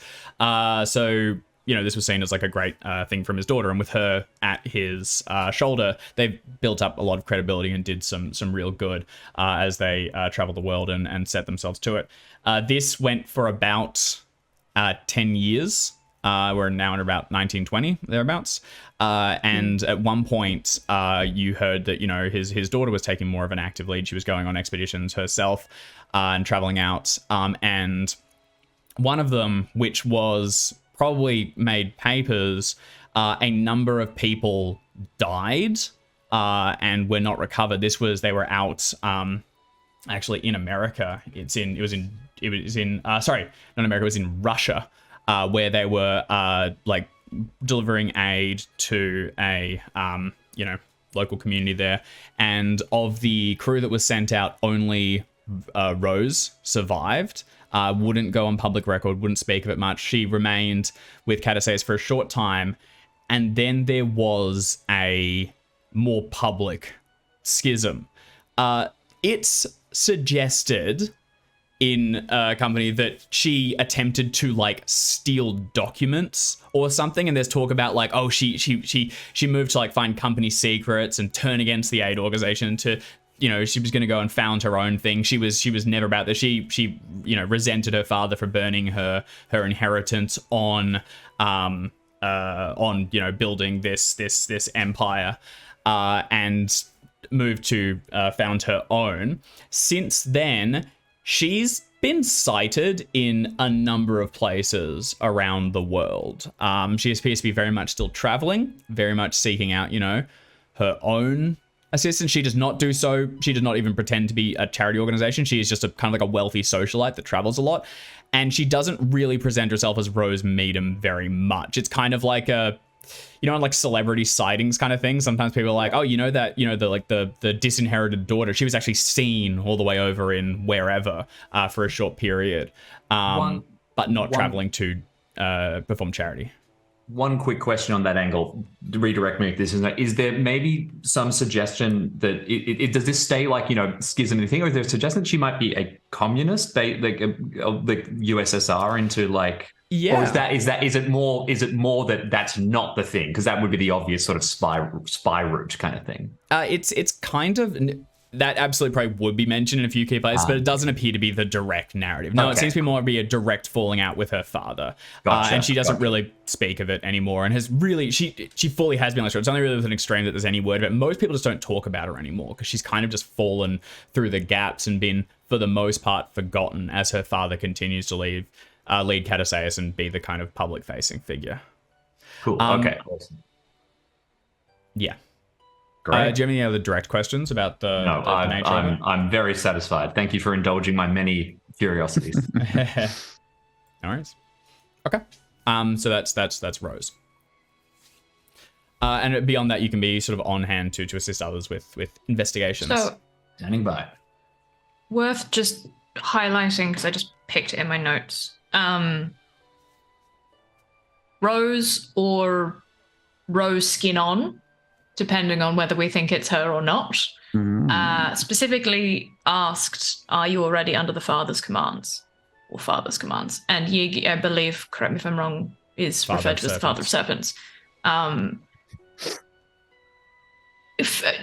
Was there anything, I know you were doing a phenomenal job, Dave, as you always do, of giving us a very solid idea of how creepy everyone that we encounter is that isn't human, but there was a kind of serpentine nature to the way that person was speaking when they spoke over her, very specifically. Yeah. There's also there was evidence of not sweating and some others. Very much similarities that you saw with your old handler when it was revealed that he had been snaked. Similarly, though, of course, Ares, you no longer really sweat because of your transformation, but you definitely... Actually, can I test something? Yeah. Very silly. Just probably in part of, because what I would like to be doing predominantly is spending time with Sam, understanding the medical and physiological nature of what's happening. If this is a conversation that we have, Ares probably hasn't told anyone at this point except for Sam that they have fangs. So we'll just go, hold on a second. I'd like to extend the fangs and try and talk. am I able to talk kind of normally, or does it naturally lend itself to a more like serpentine sounding thing because I've got something in the way? It definitely would sound a little strange. It takes some getting used to. You are able to talk. Your mouth can accommodate it, and also because your jaw can kind of unhinge and I guess facilitate it. I imagine your dialect would transform a little bit, but you can still sound. It probably is more the tongue, I think, that would lend you serpentine, although you'll probably notice that that's elongated slightly as well. And yeah, I think when you attempt to speak in Narcal, you can definitely do it. The quick brown fox jumped over the lazy dog. I do have some fangs I could stick in just to find out. It's more going, is there a possibility that if this were to progress more and like I would have permanent fangs or something like that, is it possible that I would begin to sound more serpentine? Yes. And therefore we can still make the argument that essentially what Ares is doing is going, are we, like, because they sounded serpentine, are we able to rule out that they are themselves, or Rose is herself under a blessing? Yeah. Or, because not, like, I am able to not sound serpentine, like I'm able to get around it versus not. But based on what you said, it sounds like it's kind of like it could still be both. There is a chance, very much so. You also, when you spoke with old mate in this was in North Borneo, your my previous brain just handler, went Professor Quirrell because scared all the time and kind of sweating a lot, even though yes, I don't. His name is Shapiro. It was Shapiro. I was just getting his name. Okay. When you met with him, you remember? So when he'd been snaked, there was definitely a magical, like a spell supporting it as well, because he appeared as Shapiro. He sounded like Shapiro too. Like they can transform. They can sound human. They don't have to do the sort of horrible snake accent. And it was only when that was dispelled, when you I think someone punched him in the head or something, and you realize, and then when the spell kind of broke, he sounded serpentine. I stabbed him a the bunch. Skin was very loose and gross and very much like a corpse flesh. Like there is a magical level on top of it beyond just the physical. So it seemed in that instance she was happy to sound serpentine. She can probably mask it if she wants to. Interesting. Okay, that's good to know. He sells seashells by the seashore. Your commitment to prop comedy is stunning. It's a genuine experiment. Yeah. I just want to know what it sounded like. There's a little bit more sibilance here. Surely Sylvia swims, shrieked Sammy, surprised. Someone should show Sylvia some strokes so she shall not sink.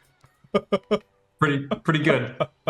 That's not bad. I'm still leaning personally as a player, because I want it to be true. I am leaning towards Rose is still Rose and found something.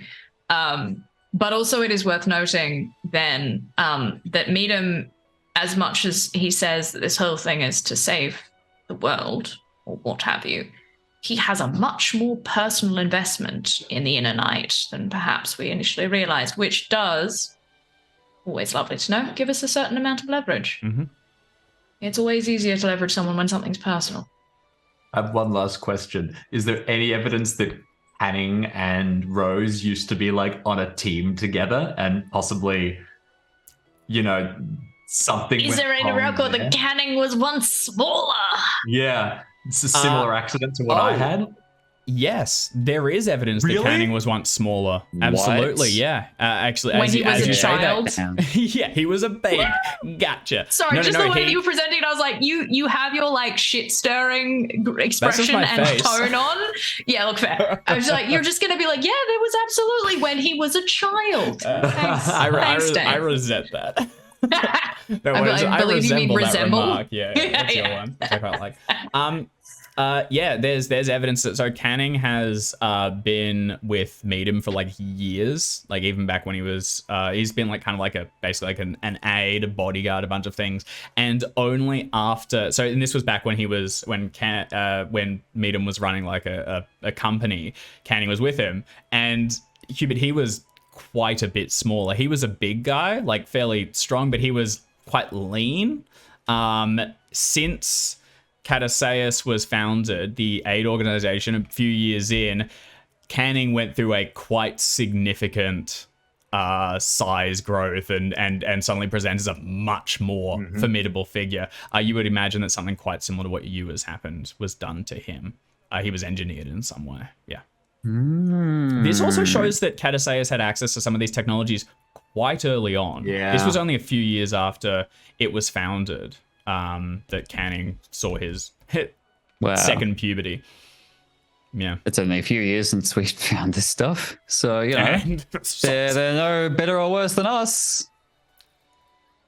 They're worse than us. We need to believe that.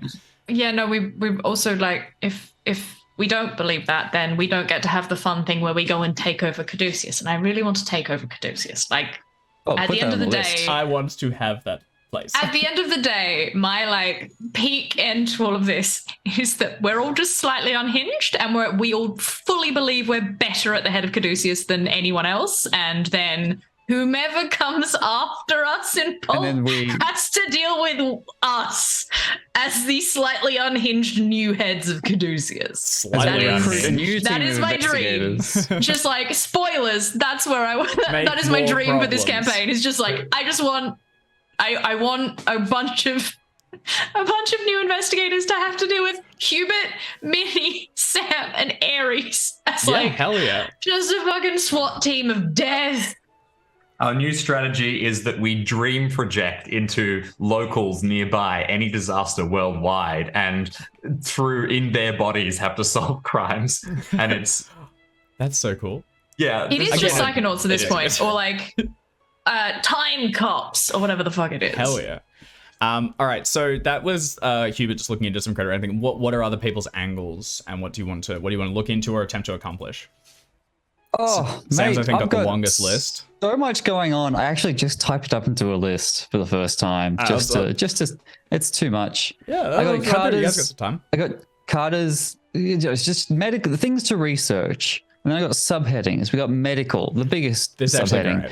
Yeah. Carter's affliction, Hubert's affliction, poisons, skin sloughing, and reversal of such. I put poisons there twice, but that's fine. We got twice as many poisons to deal with. Petrification and reversal thereof, the healing juice and the machines that used it. Mm-hmm. I feel like there was another one or two medical things that I forgot. There was also the super growth serum that you got as well, if you want to look into that. Well, yeah, I put that in the Hubert category. Oh, I see. Yeah, subheading. Yeah. And then on the aviation side, it's looking at the flying balls, and then there's just like general ongoing, research and development of the flying machine, because the whole thing is I'm taking what I learned from different environments. Based on that crit I got from flying away from a volcano, there must be something I learned about flying away from volcanoes that I incorporate into the machine. Hot air riders. Yeah.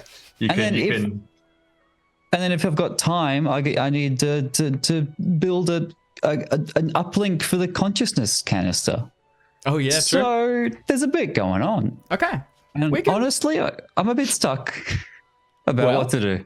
You've got some time, and you can. I think now is exactly the time to work through them.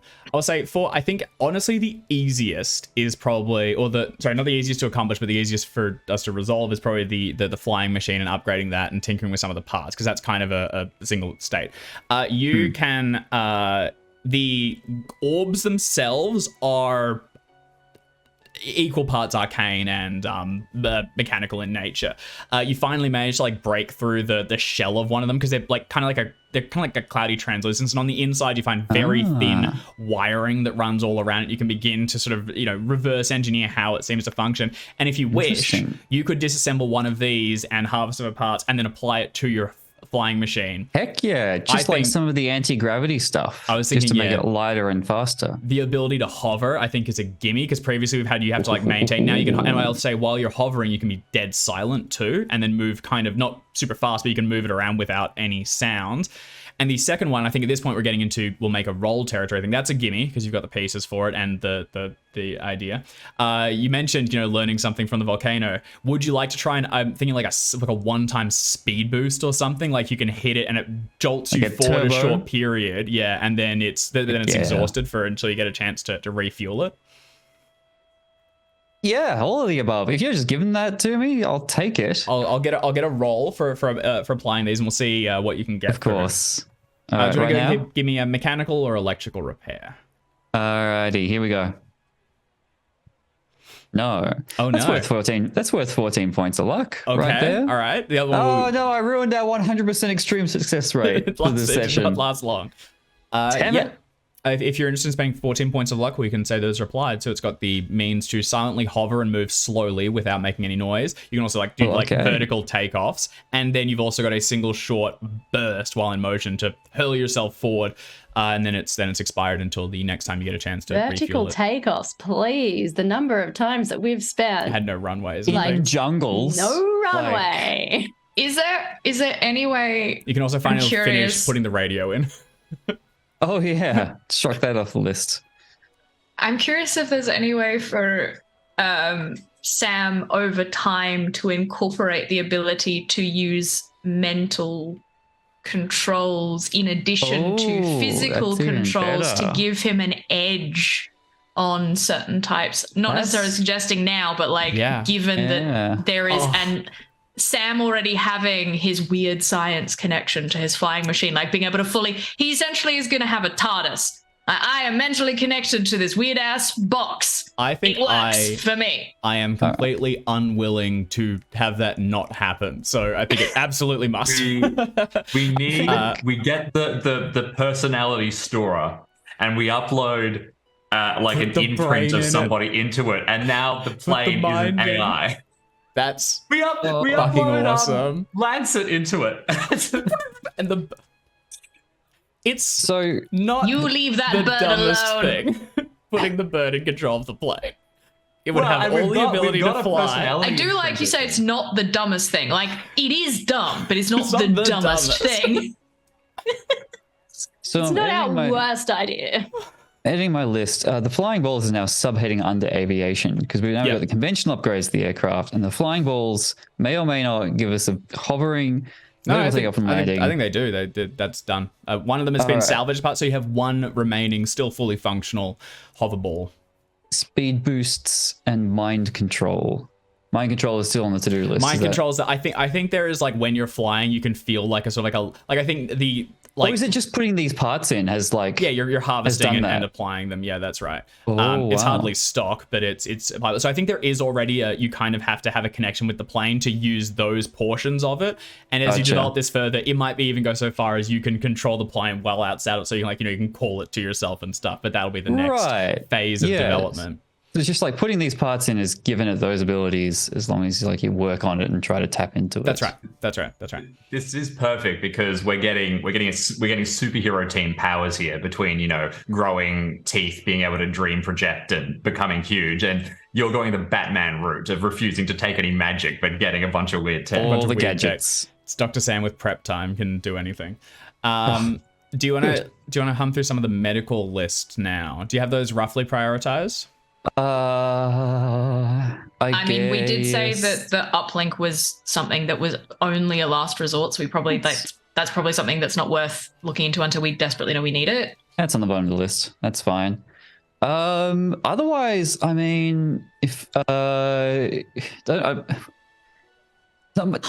like to know how to turn this. What do you want? I want off this ride. Not I want off. It's specifically just because of how Hubert's condition seems to not be a progression one. Like it seems to be like a one and done. Ares' one is the one that's going to progress if we don't find a way to pause it or halt it or stop it or reverse it. Yeah. I think the could get concerning really fast. 100%. Ares could get the Hubert walks into shops and people go, huh. Ares walks into a shop and everyone screams then goes mad and then tries to kill them on sight. Is kind of I think what we're getting. So the implication I believe Ares for a bit was to try and utilize both Sam and then potentially Minnie as a way of controlling this. Essentially having actual control over whether it progresses or not. Not necessarily control over reversal. That seems ridiculous. That would absolutely be like a full medical thing, but definitely being able to be like, no, I choose that this is it for now, unless something breaks, which obviously in a good Call of Cthulhu game, it should always break. But yeah.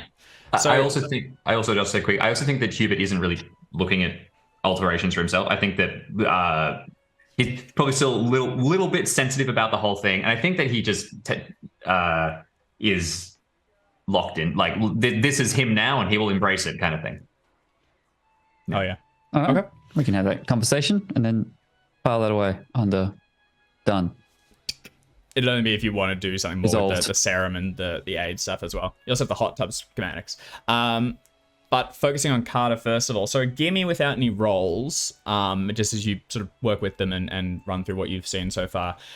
You believe that on like a DNA level or something, basically Carter is being like functionally rewritten as a serpent person. And if this progresses, they will fully just become a serpent person and will retain their personality and their memories and everything, but they will no longer be human, is the end game of this. You saw this in things like the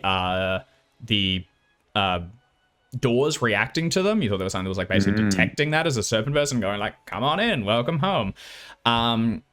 This would, in theory, mean they were, more resilient. There's a couple of like, physical benefits that they might achieve, but ultimately would not be human and would not be able to pass in society. You've got a couple of options with that. You've seen serpent persons pretending to be human. You could look into those and embrace this, become a serpent person structurally, and then hide yourself as human, like so many others do. You could also attempt to stop this medically, which That's would true. involve some, extreme weird science, a bunch of chemicals and things, and basically like halting the growth process with who knows what side effects, bunch of cool stuff. But you can try and make a medicine roll to halt this in its tracks if you wish. This is functionally a boon that was given by Yig to Carter. Now, it's what Yig thought would be a boon, which is why would you want to be a human, be a cool serpent person, and may not be interpreted as a boon by all parties. The other option, with that in mind, Carter, would be basically severing your connection with Yig, doing some sort of ritual or ceremony to cut off that contact and halt the process. And that would be functionally finding a spell or something, and that would be quite difficult and intensive. Neither of these are easy options. I guess, yeah, but as always, informed consent from Ares is paramount. So yeah, I'd probably say, look, it's going to be a bit tricky. You're kind of on a bit of a knife's edge here, sliding between human and snake.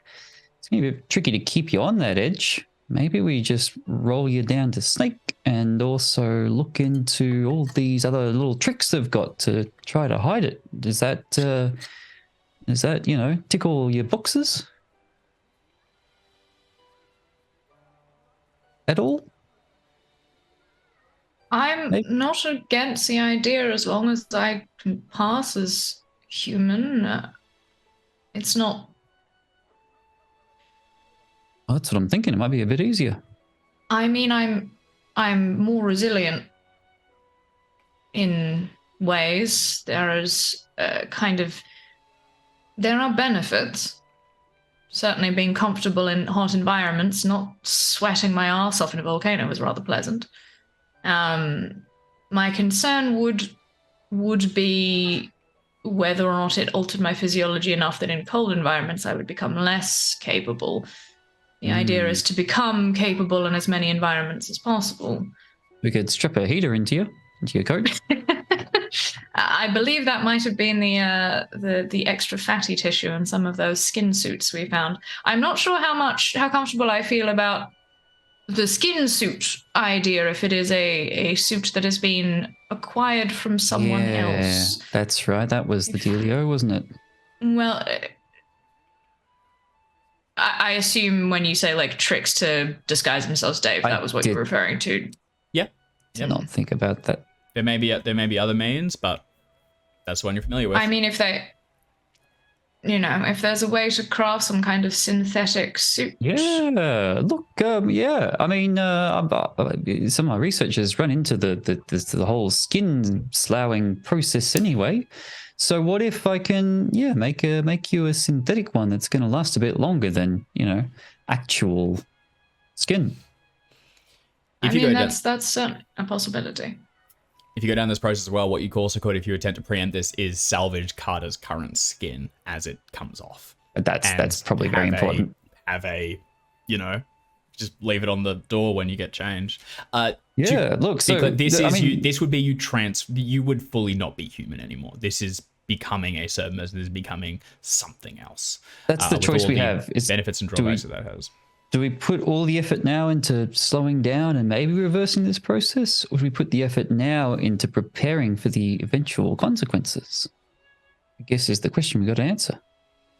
Because I don't know if we'll have more success if we try to split the attention.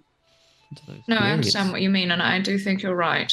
You either need to stop it now, or get ready for what comes next. And as always, you know, it's your call.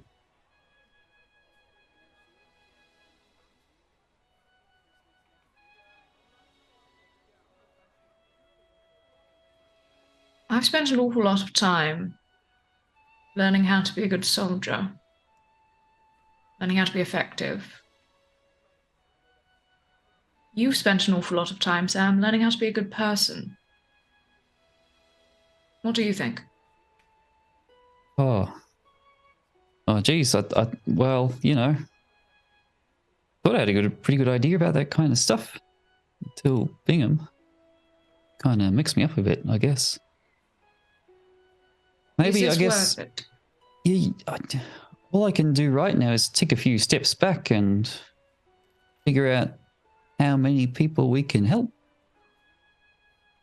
And right now, you know, looking at what we're up against, Knight and Caduceus, well, the more powerful we are, the more people we can help, right?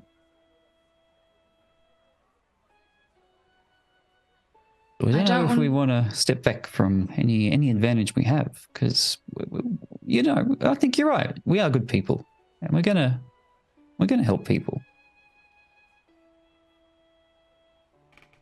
I'd like to try one thing. If that doesn't work, then I think you're right. I have been hardened and molded in many different ways, mentally and to some extent physically. This is just another step in that direction. But let me try something. And yes, if that fails, then I think planning for an inevitability ahead of the curve is much more sensible than putting our head in the sand and pretending that this is going to go away. We don't have a good idea of how to get rid of it. What do you want to try? For that, I'm going to need to speak to Miss Sinclair. Oh. Okay. Speaking of whom? Yeah. Fire away. So, sorry? What's Minnie been up to? Yeah, what's Minnie been up to? I probably would have been hanging out with our good friend Hubert and trying to have a chat to the passenger just to give it a poke. Okay, yeah, maybe let's do that, and then we'll see what state Minnie's in when aid is requested. Okay, so Minnie, what is your strategy? I'd like to. I know it's a little bit restless because I found myself sleepwalking occasionally. I've been having some dreams. It's definitely there. It's definitely awake. I would like to see, I suppose, if I can. I suppose start the process of taking information while removing the rest or killing the rest. Okay. All right. Are you doing this in a sort of meditative state? Are you going to sleep? Are you using the aid of any? I'd try it fully awake first, okay, and then try meditative state, and then progress to sleep, where I am the most vulnerable, but also arguably the most powerful. Okay. Yeah, this is going to be difficult. You're kind of trying to like very carefully open just a fraction of the lid to let some small sliver of it slip out and then tram it shut. And as Carter, I think it was, suggested, this thing is very much molded inside your own mind. There are strands of it It's all there. over you, and there's no easy way to rip this out without doing some severe damage to yourself. It also feels a little bit like the little bastard's getting his hooks into all sorts of delicate memories, and any sort of removal at this point is a little bit like there's a real risk of doing some damage to your own mind as well. Exactly. So I kind of just want to almost like wither away the bits of me that are not me, Okay. but take the bits I want. Can you go ahead and give me a power roll as you seat yourself and begin to look inwards? God damn it. Well done. Extreme. We've only had extreme successes and failures. I know I've only rolled 3 times, but I'm No keeping successes. No hard successes. All right. As you look inwards and begin to sort of, unspool this consciousness, you will get some information from it. First of all, this creature's name is Atos. It is a serpent person. You begin to see some of its. You almost get lost in your own memories and stumble into some of its. This creature is quite old. It has lived among humans for years. It has had 2 full lifetimes passing as mortals, basically shedding their skin once they are no longer good and going on to another. And as you sort of slip through these and begin to try and pull it apart, you have a sort of a fractured memory of standing on either the prow of a ship or the very highest level of a skyscraper or something, and meeting with a beautiful woman who you, through like half memories, now believe to be Rose, but she's in the exact same getup of what you saw her on the screen, and you can only see her from this high up, and the rest is sort of foggy and weird. Like, this is your own memories corrupting them as well. It's not super reliable, and you remember being basically promised a return home, salvation, a place that you can exist where you don't need to be human or pretend to be human, and one where your own kind are everywhere and everything. You then remember being shipped to the coldest fucking place you can think of and digging in the ground forever. They were in Iceland they've been there for years. This was not a super recent event. It was only when they started a large drilling process that the thing began to awake. Your objective there was to harvest growth serum from that thing underneath it, which is what they were getting in those large swelling tick bags, as well as also look at reinvigorating the Vormi slave plans, where they basically had these creatures collared, used growth serum to make them into the most useful creatures that they could, and then sent them to accomplish objectives. This is what they did a long time ago before the rise of humans, and they are looking to try and accomplish once again. Rose Not anymore, they're not. Yes, exactly. That's been nixed. Rose was oversaw the process, but was never there directly. And in your head now, it's weird because it's the creature's memories. Rose has there's like a reverence to it. Like, you genuinely find yourself thinking of her in like a saint-like figure almost, or like, and it's weird. You'll think of her and you just have this like surge of, it's not really pride, but it's like seeing a war leader walk through the room, and there's this like huge loyalty for a moment, and then you go like, what? No, that's not me. That's the other one, and you have to kind of wrestle yourself from that. You also know you do not know Rose as Rose in this mind. It takes you a while to weave these together. You know her as Sashanal. And she is not just a hybrid, she is a full serpent person that wears Rose's skin and has for years. Ding! Useful info. As I'm doing this also with an extreme, I would also like to be, as I'm getting this valuable information and pretty much getting what I can out of these memories, I would like to almost be burning them behind me. Like, oh hell yeah! Like, I've used this. Goodbye. Like, this is a bit of the serpent in my brain. This is a bit of the passenger that I'm ditching. I would almost like to be dissolving and destroying the bits that I have used, the bits that I've consumed. It's very difficult. It's because it's in your mind. It would be the same as taking your own memories and locking them away, which is absolutely something that is done. But it's as you're doing this, I mean, does Minnie see this as healthy? And is this something that Minnie's maybe done before, like taking bad memories or hostile things and gating them? I think, and probably not done before, but it's she's aware that this is not her. And I think it's a very much kind of a self-preservation, like, I don't want this melding with me any more than I have to. And once I've used bits of it, I would like to burn it. Okay.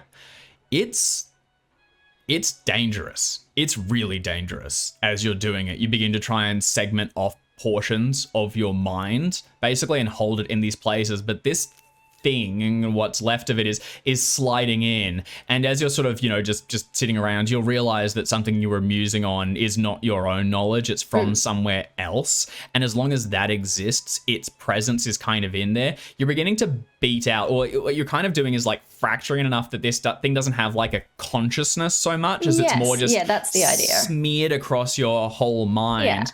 But you do, you manage to just section off some pieces. The bits that are conscious, like even if it's memories that are not being remembered by the thing, as long as they're being remembered by me, it's the removal of its consciousness. It's the removal of that side of things. Like the memories, sure, they're here forever, and the way that she feels about them, because they're not her own memories, sure, that's embedded. But it's the ability of it to become conscious. And it's willpower is what she wants to just be burning away as she goes. Like, almost like I am taking these memories and making them mine. They're not yours anymore. You have no power over them, therefore you have no power. Yeah, hell yeah. Sort of just taking this thing and kneading it inside your own matter and stretching it out and solving it in. With that, then, you also become a little bit more aware of the inner night, which is what this creature was recruited into. And as you go through your own memories and sort of, feel their pride in their task and their long work, the ultimate goal is fundamentally a return home. These things have almost like an ancestral memory of times long ago where they were the creatures that stalk the earth, and they truly believe that this is theirs, and that humans are basically a very brief blip that they would rather like to go away. So by return home means stay here and eradicate everything else. Correctamundo. Right. Good to know. This creature has absolutely zero respect for humans. It sees them to be functionally a plague or something that is damaging their house. And like vermin, they would see them. They do not see these as something that can be used. These are not tools. These are not things to be manipulated. These are little bugs to be stomped on so that they get out of the way. Cool. Makes it a lot easier to gradually kind of kill this thing's willpower and ability to be a conscious entity. 100%.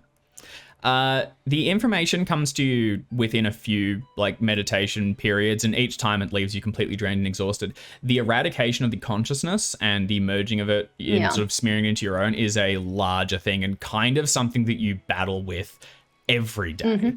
Whenever you rest, you feel it beginning to try and worm its way back in. It's as if it's sort of trying to pull itself back together, and you'll catch yourself thinking. It's kind of like what's the term for thoughts, intrusive thoughts, but with inner night objectives and things, just trying to worm its little way to the fore. But it is something that for the time being, with an extreme power success, and as well as extreme power success when you merge the thing, you have it bottled, and for the moment you appear to be carrying this passenger with fairly limited control for it, at least. Minnie wakes up in the morning and goes, what do I have to do today? Buy eggs, milk, kill humans. Humans, eradicate human race. Return of the Serpent Empire. Wait, no, that's not right. Sunbake for 4 hours. That could be either of us. That could be that. It's nice to know you have something in common with this creature. Yeah. Okay. I guess. I do not need to be sat on by Hubert. Not yet. Not yet. With I guess in that case, Carter, you can find Minnie. I will probably have a big old stretch and then relay the information to everybody that Rose is in fact Rose. Skin off. Yeah. Rose skin on. Rose skin on. Yes, Rose skin on. Rose skin off is long gone. Yeah, Rose skin off That's is long gone. We have Rose skin on. and has been for quite some time, and is kind of like almost a demigod to these creatures, a war general, a leader. So should definitely be a target. You don't have rose skin on. Rose skin off will do fine. Yes, if you can't find your rose skin on, rose skin off is fine. Jim, did you want to say something? Yeah, I'd love to clarify. If I'm helping out Minnie for a bit, I'd love to see if we can get a sense of, you got that little imprint of Rose. Could we get an imprint of did Atos? Did this serpent person ever come across like Caduceus much before? Like, what's their impression of? No, this thing, like, genuinely, when you guys turned up, went, what the fuck? Yeah. Why are these guys here?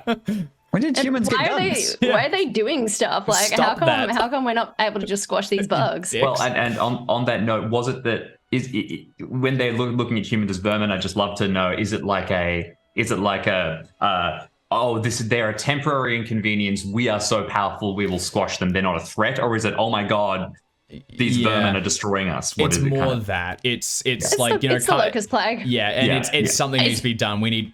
Are we rats or ants? Yeah, rats. We're rats. 100%. They're looking at it. They're looking at the attempt to eradicate humanity. Yeah.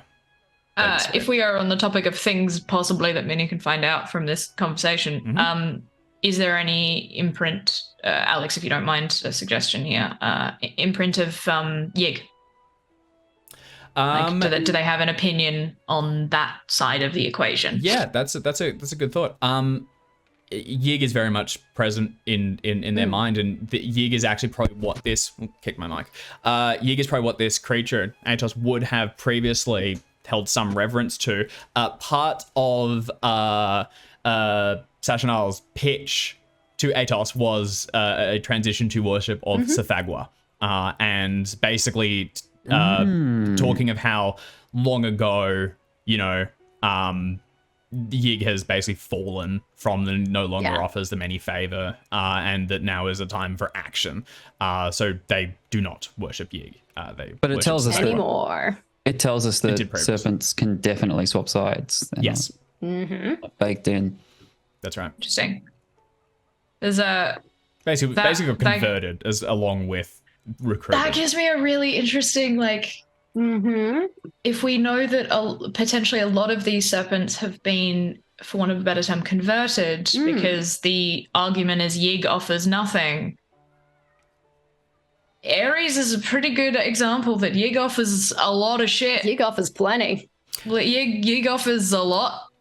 But also, Yig is very much, live and let live kind of with humans and serpent people. I will just quietly in the background. So Thug was the one who's like, eradicate, and once you hit eradicate, it's kind of hard to convert that. Even before Atos was recruited, he had a revulsion with humans. He walked amongst them, but you have a memory of like standing in a board meeting and looking across at someone and just going, I would eat you. You talk to me. And he probably has killed people, actually. There are you have memories of like, luring someone out for a conversation, fully killing them, and then just leaving them in the woods. And just going like that was great. I wish I was doing that all the time. I hate that I have to pretend to be a person.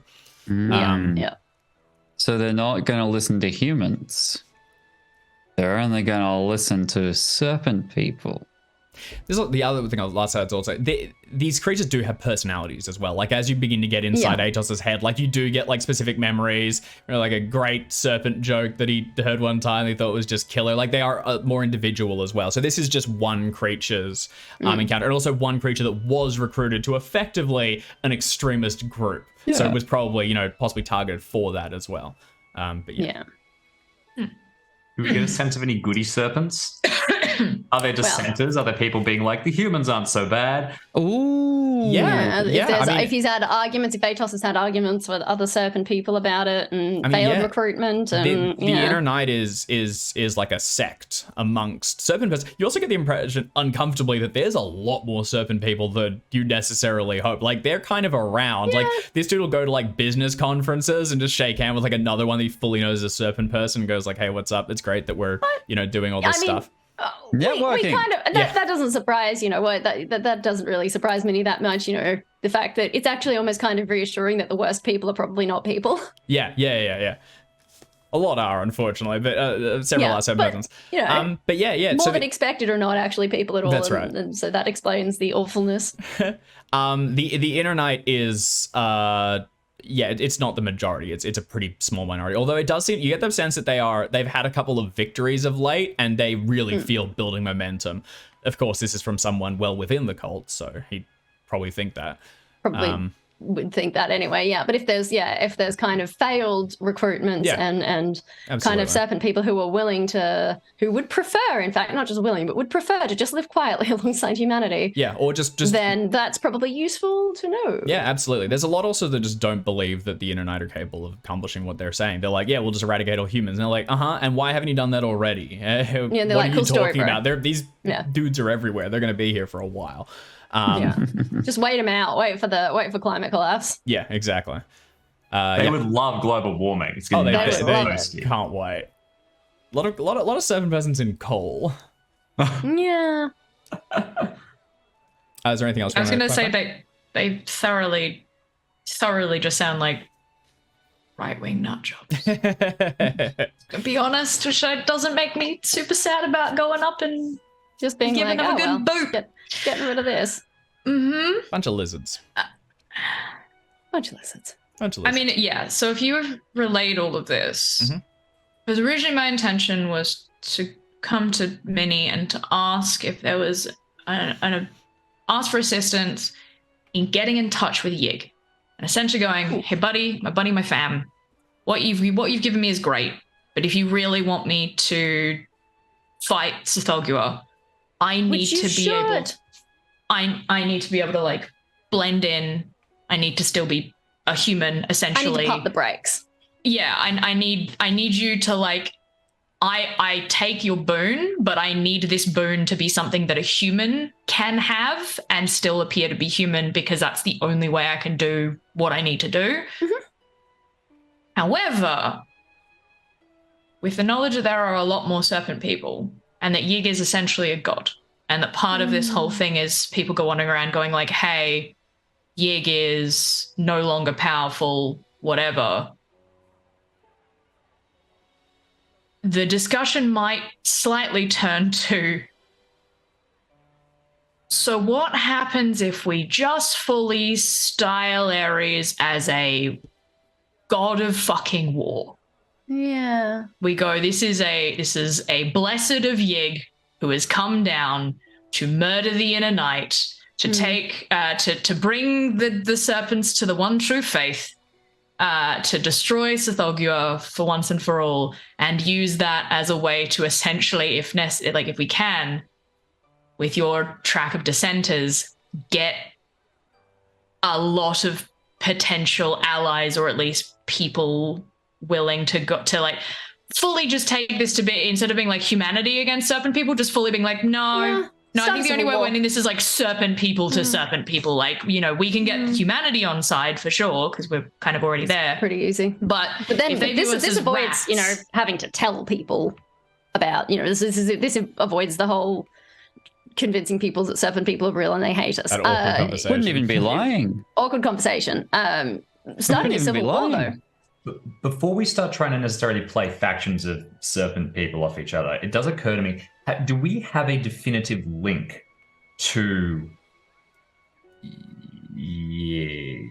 Oh, yes. Beyond that. So the only Yig faction we've encountered was that egg. We're pretty sure that every other serpent person we have encountered and done battle with has been Inner Knights. You believe so? I mean, the implication is that the only people who are gonna be the only We're individuals. We're not going to battle very many Yig followers because they don't really give much of a fuck. And they also are going to stay hidden. The mob could possibly be Yig, but they are involved with Caosium, so the mob might have the Yig connection. I wonder if we should find something. Yeah. Because that would, I mean, that would explain. Although Caosium kind of seems willing to eradicate all, and then whether they're Yig or Sathagwa seems perfectly willing to eradicate wholesale. So possibly not. Yeah. We learned a lot this session. I don't know if we got any closer to knowing what we're going to do next. No. I mean, Aries and I are going to have a chat to Yig. Well, not me. I can't imagine Yig feels too strongly about me, especially with the passenger now. But give you a boost. Because the other thing, do we have a connection between the Pharaoh and Yig? Is that a thing that we know I have a weird inkling that we had a bit more information about who that was. They're old. She had a line at one point where she basically said, "Fuck both of yous." Yeah. Pretty much. She had like a full thing of like I think it was when she serve the father of serpents nor the bad of basically said I'm not going with either of you nerds. I believe that was when she left Caosium that she said that. Yeah. And then portaled out. Yeah. As you do. As one does. Well, if you could portal out and stuff, that's how I'd leave every meeting. It's basically just Like like a bunch of nerds. people and teleport out. That is how you end Zoom meetings. You're just like, peace out. Bye. I think our next direction is to do dream charging. Basically, we are gonna go hardcore into that, and I think that if we hit a dead end there, I think we're probably going back to New York. Seems to be the direction because that's where we have the biggest leads. I don't think we're trying to go a full raid on like the mansion. I don't think we've got a new location beyond hitting a lot of our little leads. We're still looking for the next, and now we're going to Iceland. Yeah. Yes, exactly. There will be more. There will be other missions, and we're valuable enough to get them. I believe we will have to deal with Caosium at some point, and I still think there's leverage to be had with the mob. But I agree. I think it's a leg up for Ares with Yig, because we probably do need to address that. Yeah. And then a bit of dream strolling. So sick. Attempting to actually commune with Yig in some manner is functionally going to be casting a contact deity spell. Oh my God. So, meaning your direction will be... well, there's the old spontaneous Cthulhu Mythos roll, which is always great and definitely doesn't lead to ill effects. The other one is genuinely you have the beat. You're like, boy, maybe that you could try and get the spell. You've come close to things. You can try and dig up the tome or whatever. And you guys have the means between you to try and like hash it together. You've gotten a lot of snaky stuff. I mean, just get a bunch of lizards in one place. Maybe that'll do something. But if you want to actually have like any sort of meaningful communication, it'd be through that. Well then, I suspect it might be tome hunting. Which, again, may dovetail with the dream strolling. Yeah. Okay. Place to start. Hell yeah. All right. Good. Well, plenty of options. All right. Well then, with that in mind and with a few plans beginning to come together, a bit of information untold, we'll park our session there and pick it up once more next week with a little bit of dream hopping. So something to look forward to. Yeah. Thanks everyone for watching and thank you all for playing. We'll leave you all there and we'll be back in 1 week. We'll see you all here, same time, same place. So it's a slightly different time. For some people. For some people, Yeah, our time zones We'll be out of daylight savings tomorrow. So for anyone watching, it will be an hour later. I think everywhere in the world, essentially. Sure? We'll be setting our clocks Happy back. time zone, everyone. Furious. I thought we had more time. We just I had like We 2 just minutes did left. this. We just did this. Yeah. It's because it happens like North three times America really goes, quickly. then Europe Hate it goes, so then much. Australia, then like, and then and then it happens in reverse in 6 months' time. I think it's As literally always, tonight it swaps. It We is, yeah. are- It we're is. locked It's in the morning. to It's 3 a.m. 10 a.m. basically. Australian. We're locked to 10 a.m. Melbourne time. Yeah. You can't even say Australian because You're it's right. different states, different Yeah. DST. So We you are just- you locked just to look up 10 a.m. and Melbourne it's time. either as Melbourne. And You'll get there. and Twitch does have the stream schedule thing, which is pinned to us, so that will update. You can always go to the schedule on Twitch and check it there. We'll update the promotional images as well. All right, we will see It'll you. most likely be an hour later. Good luck. Yeah, we'll see you same place next week, and who knows when it'll be. Friggin' knows what time. Hey, look, maybe we can get some Hounds of Tyndalos to come in and sort it all out for us. Exactly. All right, see you soon. Bye.